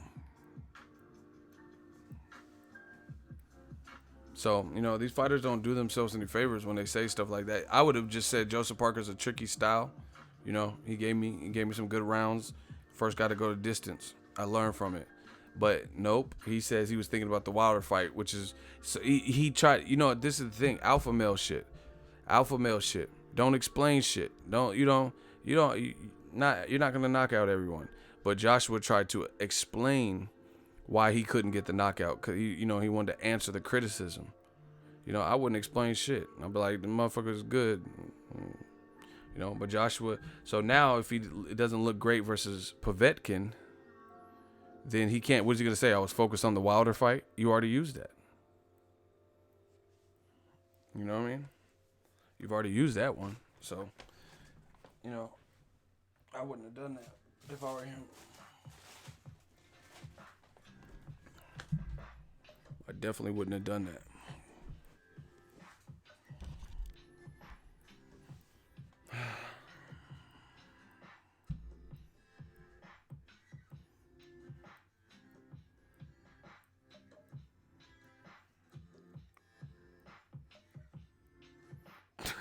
Povetkin looks like he hadn't started training camp. Damn. That Tackam that Tackam stoppage needed an explanation. Fuck. Y'all going in. You know what? You know what would be for boxing fans? What would be poetic justice, and it would be so fucked up for AJ is if he loses. That would be the worst thing that could happen.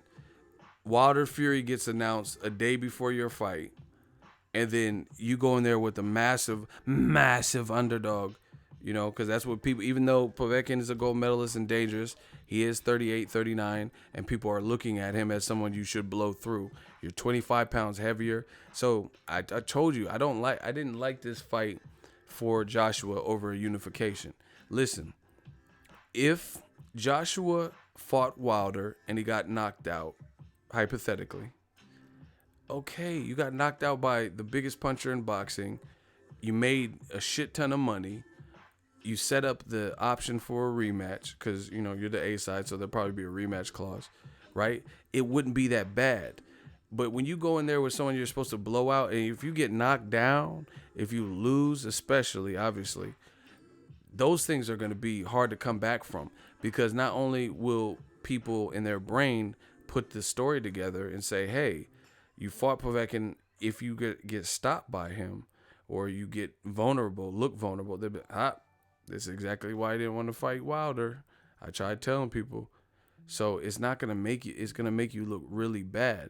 So if you have the potential to lose to somebody and or get stopped, then I feel like you should do it to the fellow champion, because there's less shame in losing to somebody who's on your level, you know, in terms of like a champion versus champion.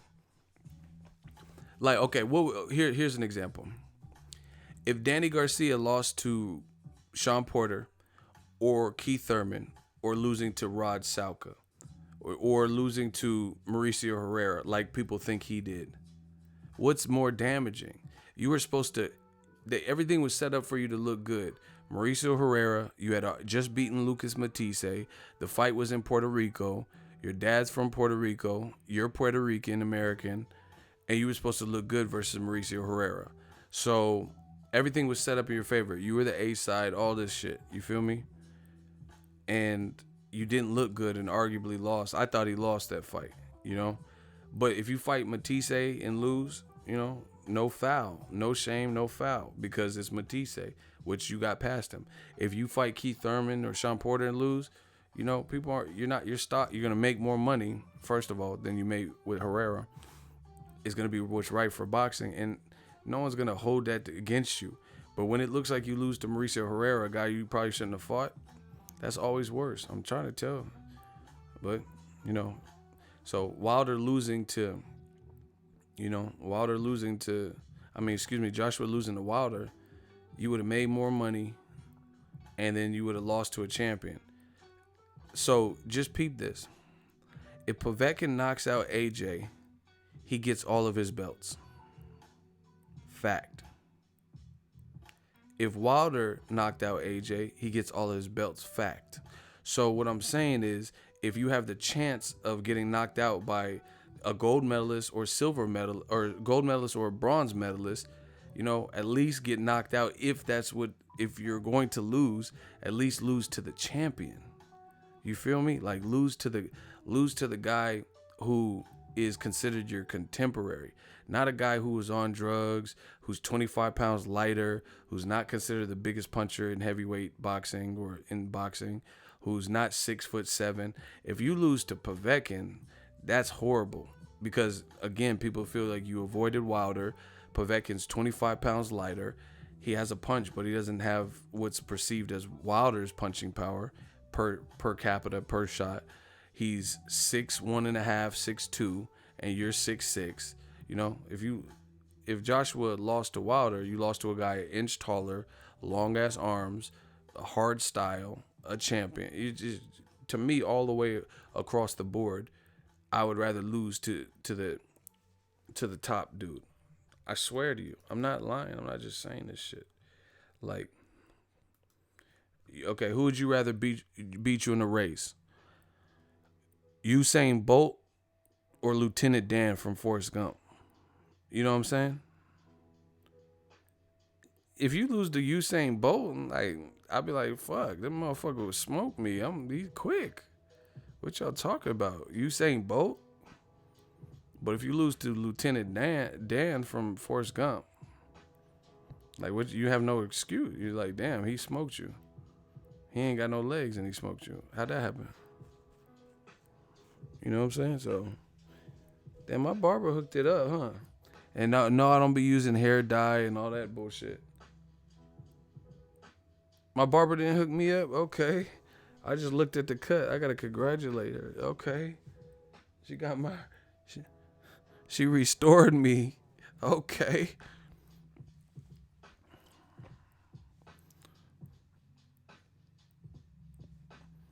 Shout out to Oscar. No shame in losing to a great fighter. I agree. You know, that's what I'm saying. That's why I'm not saying, and I'm realistic. I know not every fight is going to be, you know, you have a chance to lose or whatever, but I'm talking about like those little oddball fights, especially when Canelo fought Liam Smith. You know, he beat him, luckily, but if he were to lose to Liam Smith, that's horrible because you just lost to Liam Smith when you could have at least fought Golovkin and you would get more respect for doing it. You wouldn't have had to vacate your belt in that fashion. And, you know, if you're going to lose to somebody,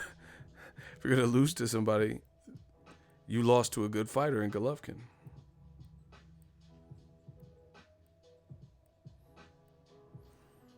That's just my thoughts on it.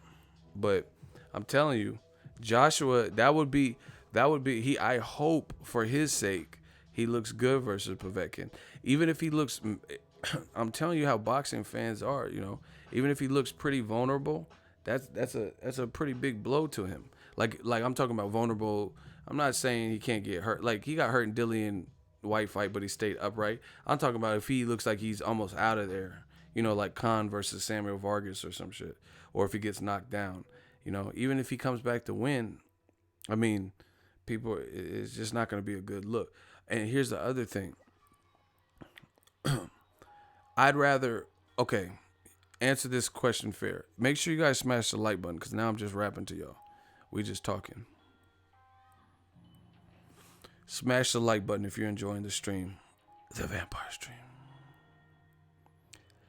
I do have a female barber now, but I've only had like 2 female barbers in my lifetime.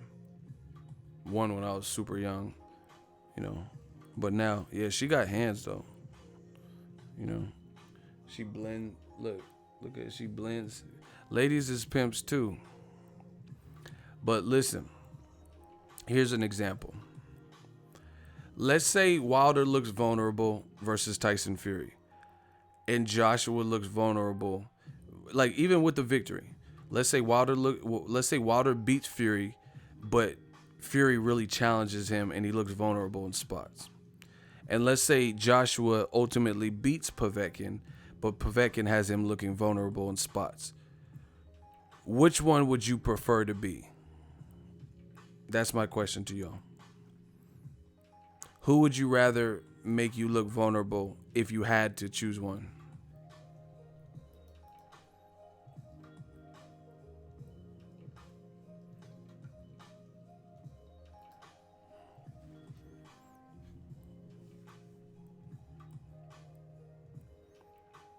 Fury, Tyson Fury. See, so far all Fury. That's what I agree. I agree with that. You know, because if you lose to Fury, the motherfucker is a good boxer and he's 6'9" and he's awkward and he beat Klitschko. Povetkin lost to Klitschko, got dropped by Klitschko twice or so, and failed 2 drug tests. Tyson Fury did fail 1 drug test, but it was with not really what we consider a PED. It was cocaine, which is still banned. But like I said, Tyson Fury's 6'9". He outweighs you. So I would much rather look vulnerable versus him. And he's tricky. He showed you that in the Klitschko fight.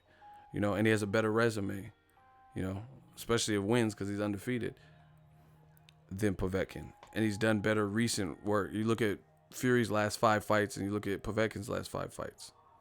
You know, so I really feel like if someone's gonna pick out little things and have you in there looking vulnerable, even with the victory, it would look better if it came from the better competition.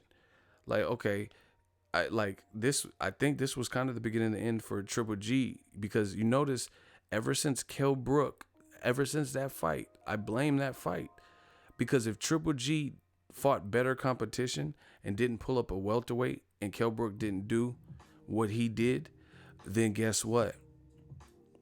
It wouldn't have been a big deal. Like, let's say a true middleweight that was a good fighter with some, like, let's say Andy Lee, just a random name.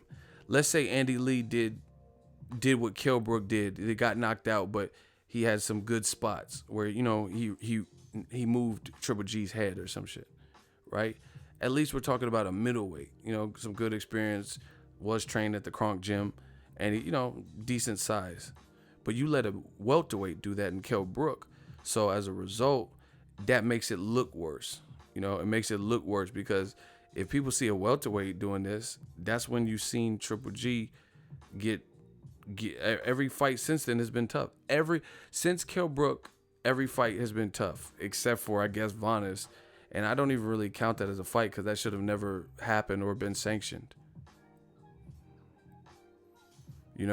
So Kell Brook picked out little things and made you look vulnerable, which is what I said back then.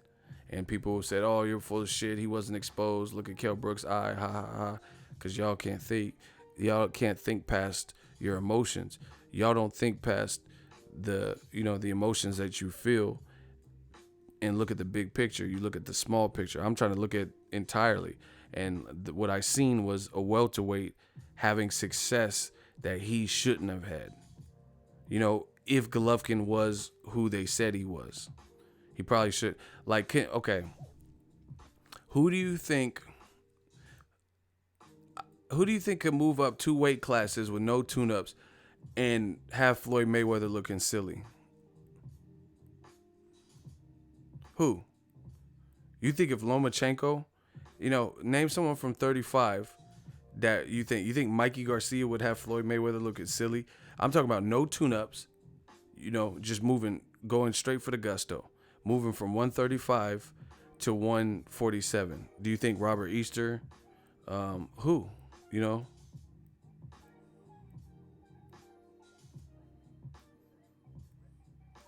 You think Tank can move from 130 to 147 and have Mayweather look silly? Wow. Ronald, you tripping. Hell no. Have you ever seen Floyd next to Tank? He's clearly bigger. Hell no. So y'all just be guessing. I'm talking about I'm talking about stuff you would really believe in. I don't think y'all. Yeah, that don't even make sense, bro.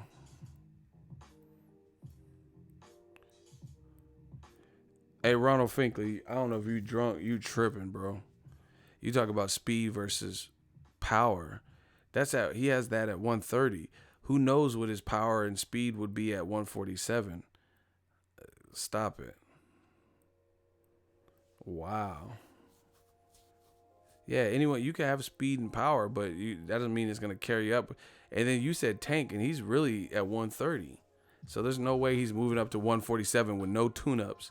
That's what I said, just like Kell Brook, and then doing nothing with Floyd.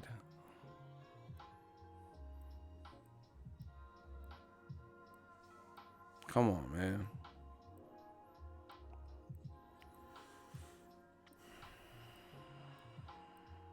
Nah, I don't even think. I said 2 weight classes. That's what Kell Brook moved up 2 weight classes, right? So that would be the Crawford that got hurt by Gamboa and beat Ray Beltran, moving up to 47 to fuck with Floyd. I don't see that.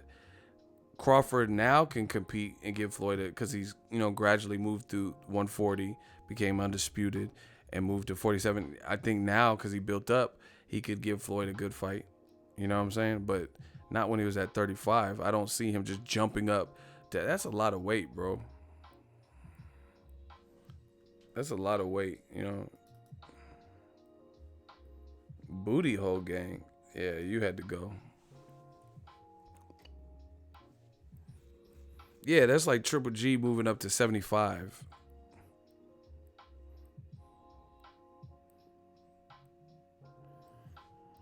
Y'all just be saying whatever sometimes.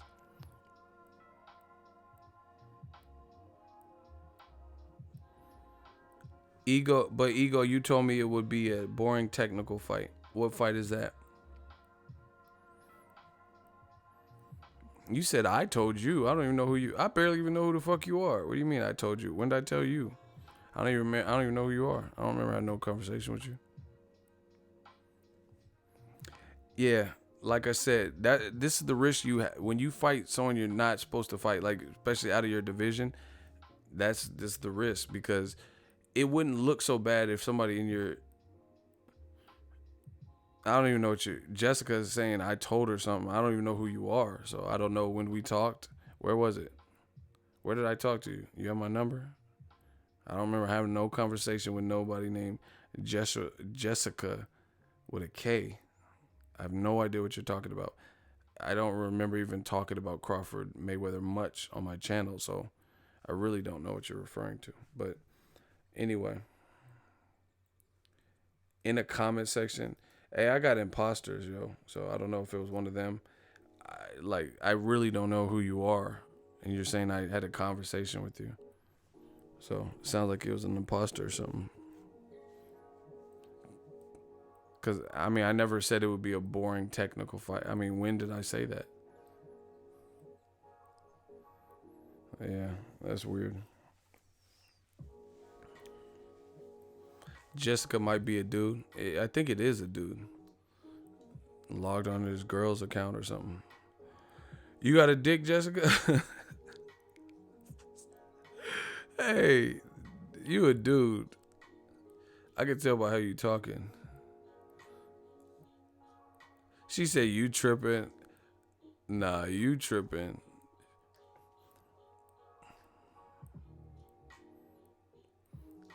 I'll give you a fake number to call, and then I'm gonna put you on speakerphone. And you be like, "Hello, it's me, Jessica." Like, what the fuck? You're a dude for sure, cause you said LOL. If you was a girl, you wouldn't be acting like that. You a dude. It's cool.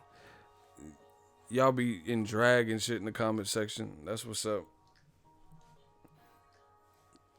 I know you're not a girl. You might wear girls' clothes or something, but you're not a girl yourself.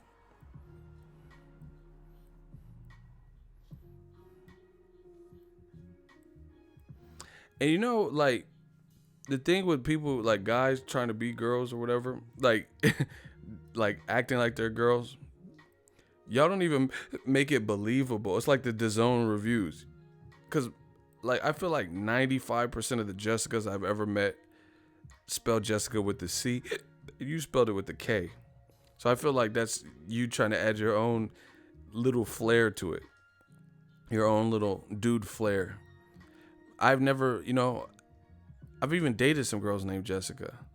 And I don't think any of them ever had their name with the K. But then here comes you. So I feel like you're a guy, It's like you're trying to overcompensate. Like, I really want them to feel I'm a girl, so I'm going to spell Jessica with a K, just to be different or some shit. So we all know your true identity. You're either a dude or you're a dude that tucks in and wears, female clothes or whatnot. But you're definitely a dude.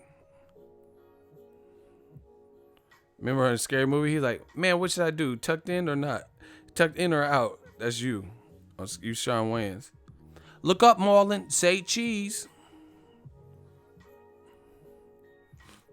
Fucking catfish ass comment section. This man tucked in and came into my comment section. Look up, Marlon. Say cheese. You tucked it in?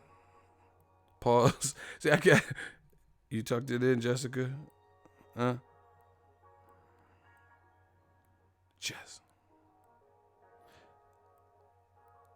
He's like, oh shit, they're on to me.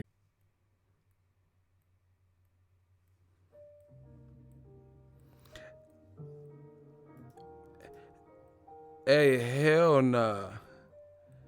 Hey, you know what? I think YouTube has somebody policing the live streams, because when certain things are said, it'll start like stopping. It'll stop the stream. We all of a sudden, either that or Jessica hacked into my shit. Hey, I don't know what they're doing, but YouTube has some kind of Alexa or like Siri or something, and if you start talking about certain things, it starts like trying to censor you. Cause yeah, I seen the stream went off. It's like, oh shit, they're talking about tucking in. Time to cut them off. No, for real. I don't know what it is. I don't know if it like is listening to the stream.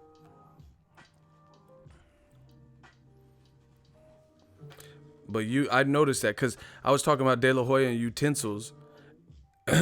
Like someone said something about the utensils, and we started talking about that, and then the stream went in and out. Like hell no. Nah. Anyway, we got to make some money. So I'll be back after this commercial break.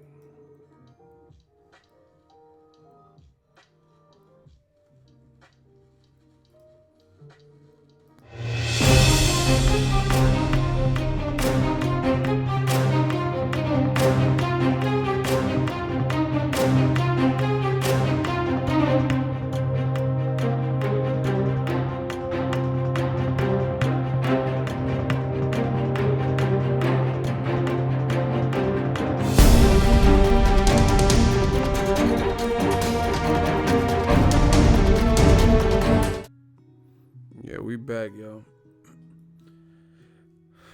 Did they show my commercial? Did they show a commercial? Yeah, YouTube trying to censor some shit. Yeah, we back after the commercial break. My channel like the Super Bowl. Okay, so it worked for some people. Yeah, we like the Super Bowl. We gotta run our commercials. They pay top dollar for commercials on my shit.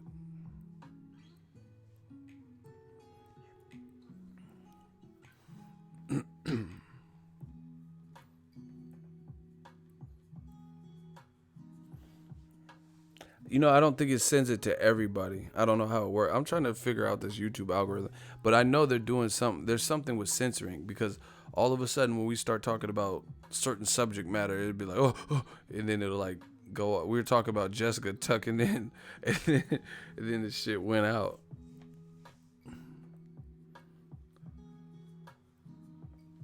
It don't matter if you have ad block. Some people don't, and we working.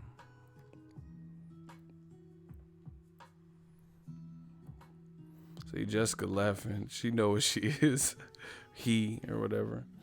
But anyway, Joshua Povetkin is the fight for tonight. We'll see what happens.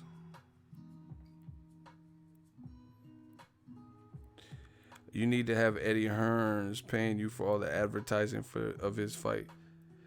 Man, I be advertising all these fights, you know. We the go-to spot. Shit, I get paid regardless of what they talking about, you know. But yeah, you know, I've been saying this for a while. Maybe these companies will get it.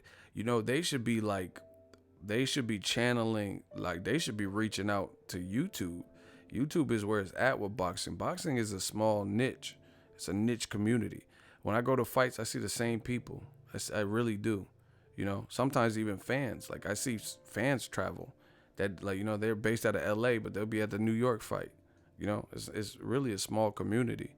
Like, it's a niche community. You have to be into boxing, you know, so to speak. I'm sure if I went to a Lakers basketball game versus the Warriors, and then I went to a Lakers game versus, you know, Trailblazers or something, I'm not going to see all the same people. You know, when I go to fights, I'll be seeing a lot of the same people, media, fans, you know. So it's you know, these promoters, if they knew better, they'd do better. You trying to get DAZN, you gotta come to places like me. Like, I am the culture. You know, We represent the culture in there. There's a lot of people. I'm not roasting nobody, but there's a lot of people who has, like, I guess you could say seniority. Like they've been covering, like they could say, hey, I've covered De La Hoya versus Felix Tito Trinidad. I wasn't covering boxing way back then. You know, I've watched boxing even way before that, but I wasn't covering it, you know. But like I said, No Country for Old Men. It doesn't matter if you were covering boxing since the Flintstone, you know, bedrock times, because what does matter is you have to be current and relevant. You know, it's like musicians. There's a lot of people that had, like Coolio. He was popping in the 90s when Dangerous Minds came out and Gangsters. Been spending most our life living in the gangster. Why was that fat dude singing and he was sweating so bad in the music video? Like they didn't have like a powder person that could just dap his. Go watch that video again. He was like, been spending most of our life living in the gangster. And he's just dripping. Like, motherfucker, you hungry? Why are you sweating like that? But anyway, yeah, he's not really relevant in today's music, but he was popping back then. You know? So it's like you still got to be, you have to make yourself relevant, keep up with the times. It doesn't matter if you covered boxing since Muhammad Ali. Are you relevant? Do the kids know who you are? Do the middle-aged men know who you are? Do people respect your boxing? You know, these dudes, old media is getting killed, man. They been getting killed. Everything they say is a lie. Damn near. Like Wilder Fury, where's the venue? I just want to know where's the date and the venue. Guess what? Now the fight was announced. Every major boxing website, ESPN, Bleacher Report, all of them have announced the fight. Wilder got on Instagram and announced that he signed and he's ready to go. Tyson Fury did the same thing. I told you. Once again, I told you. I planned this. I studied. We need the demerit system. What are you guys gonna do to all the channels that have been telling you the wrong shit for 6 months to a year or longer? Are you guys gonna keep watching them? You know, because I do a stream and I don't even start the stream. You know, I'm just setting up, and I got disliked. You know, so I want to know.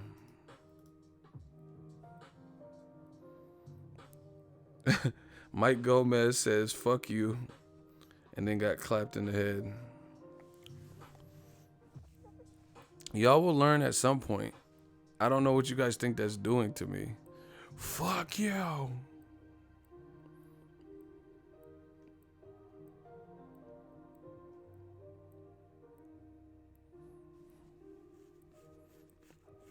You know, all these dudes have been telling you, where's the date? Where's the venue? Listening to what Eddie Hearn. See, the funny thing is, they say I'm biased. They say we biased over here at New Media, right? Some of them, the haters. But how are we, just listen. I said to you specifically, I said Wilder versus Fury, I'm going to say it's happening unless I hear directly from their side, someone who will make money in the main event, that is not happening, i.e. Steven Espinoza, Al Heyman. We know he doesn't do interviews. Wilder says it. Fury, Frank Warren, you know, Fury's trainer, Davidson, Shelly Finkel. I said, the fight looks like it. I said, from the sources I've heard and everything I've heard, it sounds like the fight's on. I said, for that to be erased, it has to come from that side. I have several videos saying this. Yet the other side, old media, what they said was, hey, Frank Warren, he said next week. Where is it? Frank Warren, what? Looking at their watches, what's taking so long? Where's the date? Where's the venue? That's why I pressed the dude on Dante's Boxing Nation when I was on the radio show, because he started recycling them same, you know, the farm dude. he started using the same Eddie Hearn talking points, right? The same exact one. And I said, put some money up. I said, I think the fight's gonna happen. You sound like you're insinuating that since there's no date or venue that's been released, that it's not gonna happen. You sound doubtful, every time. And then he backed off the blocks. He was like, no, no, no, I'm not saying it won't happen. Then what do you keep talking about the date and venue for? Do you understand? This is what I'm talking about. That's why like I'm not even a person who's like just ultimately motivated by money. Money's good, gets you to the next level, but I'm not like, there's certain things I wouldn't do for money, compromise who I am, stuff like that, principles, values. But money affects a lot of people. A lot of people like, money, and money matters to them. I don't know how much money people make and stuff like that, but it's something that they value and cherish. I want money. So that's why I like to bring money into the equation, because money will immediately let you know how dedicated and how much they really believe the bullshit that they shoveling. Shout out to Hamza. I love it. He said, quote, put your money where your mouth is. Exactly.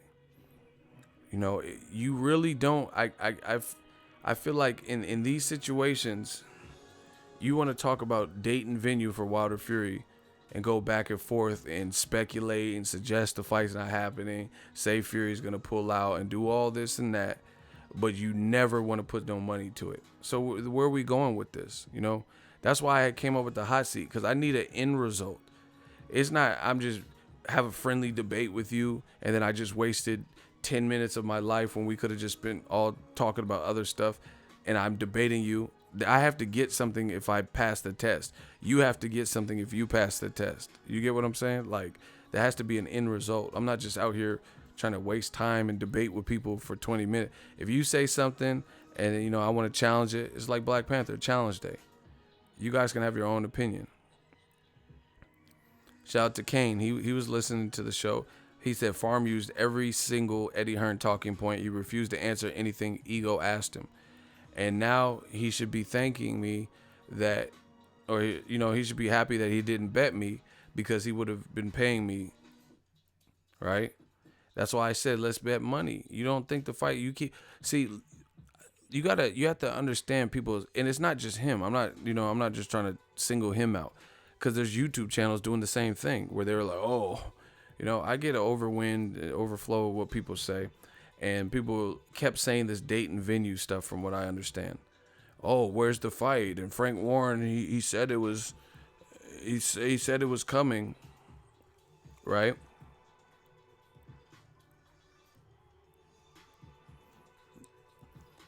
So I'm like, we gotta like, I don't like small talk in that way. We're just talking in circles. Do you think the fight's gonna happen or not? Oh, I'm not saying the fight won't. Then what are we talking about? Why are you so pressed for a date and venue?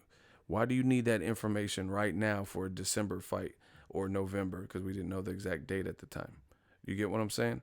Why do you need that right now? We haven't even started October. And Frank Warren, I'm just saying his fights fall apart sometimes. And Fury, he's unreliable. Using Eddie Hearn's talking points. But the difference is this. Eddie Hearn has a reason to hate, because this could affect his business. This could affect his fight today. This could affect his cash cow's persona and the way he's received. So of course he's gonna hate, and try to minimize and say, hey, and create doubt. But Frank Warren's been telling you. He says, what are the fighters saying? Same shit I said. What are the fighters saying that have something to do? He's like, Eddie Hearn don't know what's going on. How is he going to know? And he says, I'll tell the fans when we're good and ready to announce it.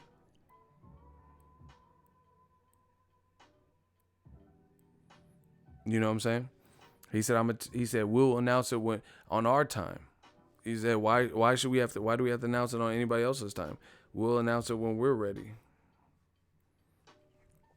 And I guess they were ready because it got announced yesterday. Eddie Hearn, you could tell when people are mad. It's just Oh yeah, it's a great fight for the heavyweight division. He wouldn't, Eddie Hearn would not be feeling this way if he represented one of the fighters. Like say Deontay Wilder, like a dumbass, if he were to sign to DAZN for his next fight, knowing that he couldn't get the AJ fight, which we knew he wasn't gonna do. But Eddie Hearn wanted. Remember, he said, "Oh, let's put your next fight on DAZN." Imagine if Wilder did that. Eddie Hearn wouldn't be caring because he's a promoter and he would have been getting a slice of the pie, you know? So even if it made AJ look bad, he would have still at least been getting some money from it. Now AJ's just looking bad and he ain't getting no money from the biggest heavyweight fight in years. If I'm not mistaken, Lennox Lewis versus Klitschko happened at the Staples Center. So there's some history there. I'm gonna pull it up right now. I don't remember, but I really want to say that they fought in L.A. Vitaly Klitschko and Lennox Lewis. That was a late replacement fight. It wasn't really supposed to happen. It was called Battle of the Titans. Klitschko was rated number 1. Yep.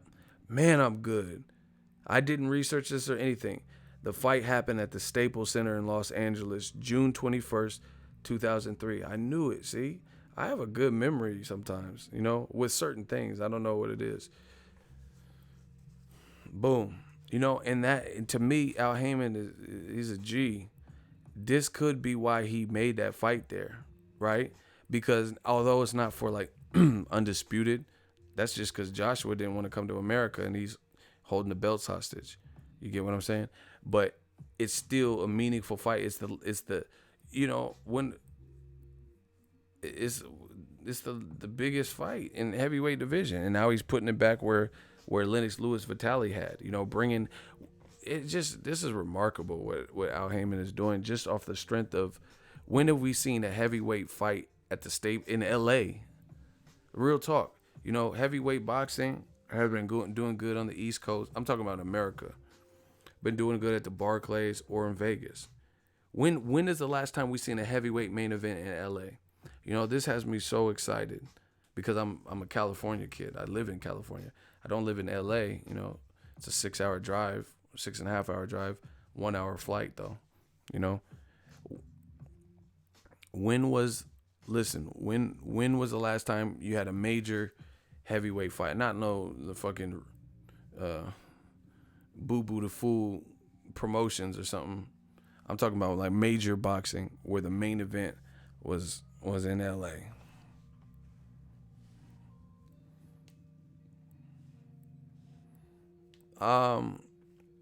No, actually, that's a good point. LA hasn't been confirmed, but from what I've heard, my sources said it's LA. It's LA. I have some pretty good I have some pretty direct sources, and they told me it was LA, so I'm rocking with LA. It hasn't been announced for LA though, so that I fuck around and maybe told too much, you know what I'm saying? But from what I hear, is LA for sure. So fuck it. Remember where you heard it first. I got some good sources. We'll leave it at that. Y'all don't need to know where I get my information from, but yeah.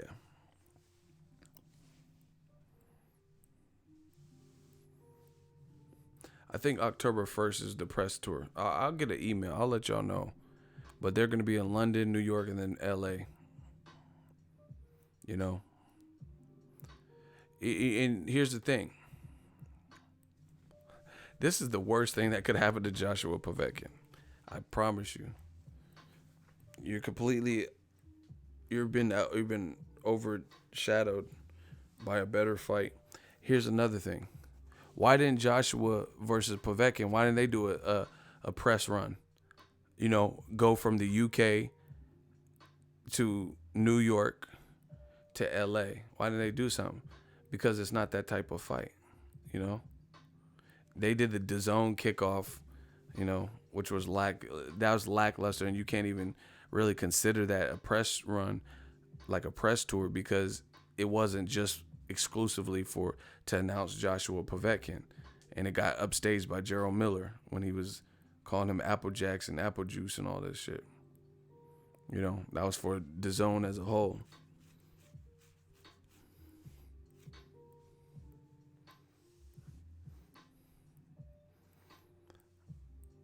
I'm not picking anyone for Joshua Povetkin because I don't really care, to be honest. I'm just going to watch it as a fan, you know, of the sport. It's not the fight we wanted, so I don't really care what happens, to be honest. That's just my honest opinion. Joshua should be the favorite, but at the same time, you can't, if he's not mentally straight, then Povetkin could put him through the ringer and maybe pull an upset. So, you know, I literally have not even put that much thought in. I got so much to do and so much good stuff in boxing that I'm preparing for. You know, Canelo Golovkin, good, meaningful fight. Canelo passed his drug test, to my knowledge, and all that. So, you know, I was focused on that. Joshua Povetkin I did the first look, you know, I did my part to try to promote it, talk about it a little bit, but, you know, I'm not putting no thought into it to the point where I'm going to do 7 reasons or nothing like that. It's just not going to happen, you know.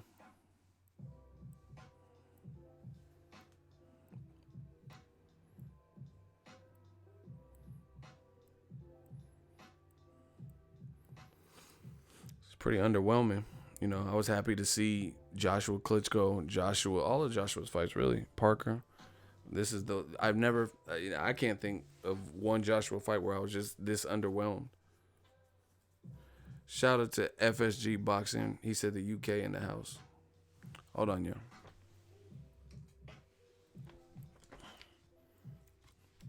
Shout out to his Life Water.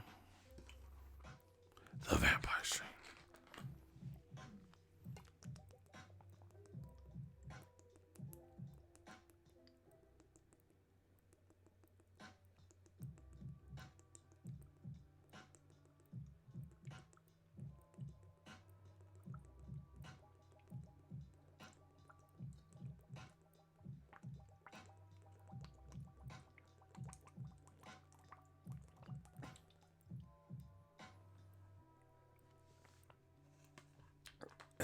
You gotta chug like an OG. Killed all of that water. Man, these live streams, you gotta take care of your voice. You know, you gotta hydrate. I've been going for a minute. I just killed that.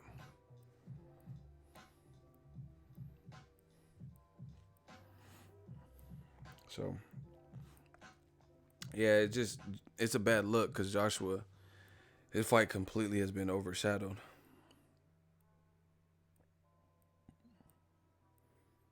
And they waited till the day before the actual fight to announce. Crazy. You know what I'm saying?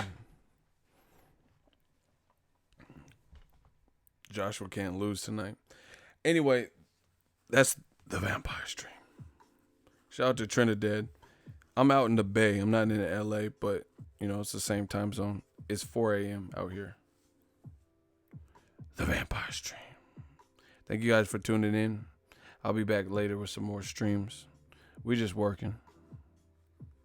Everybody have a good morning, good night, you know, wherever you're at. Peace out.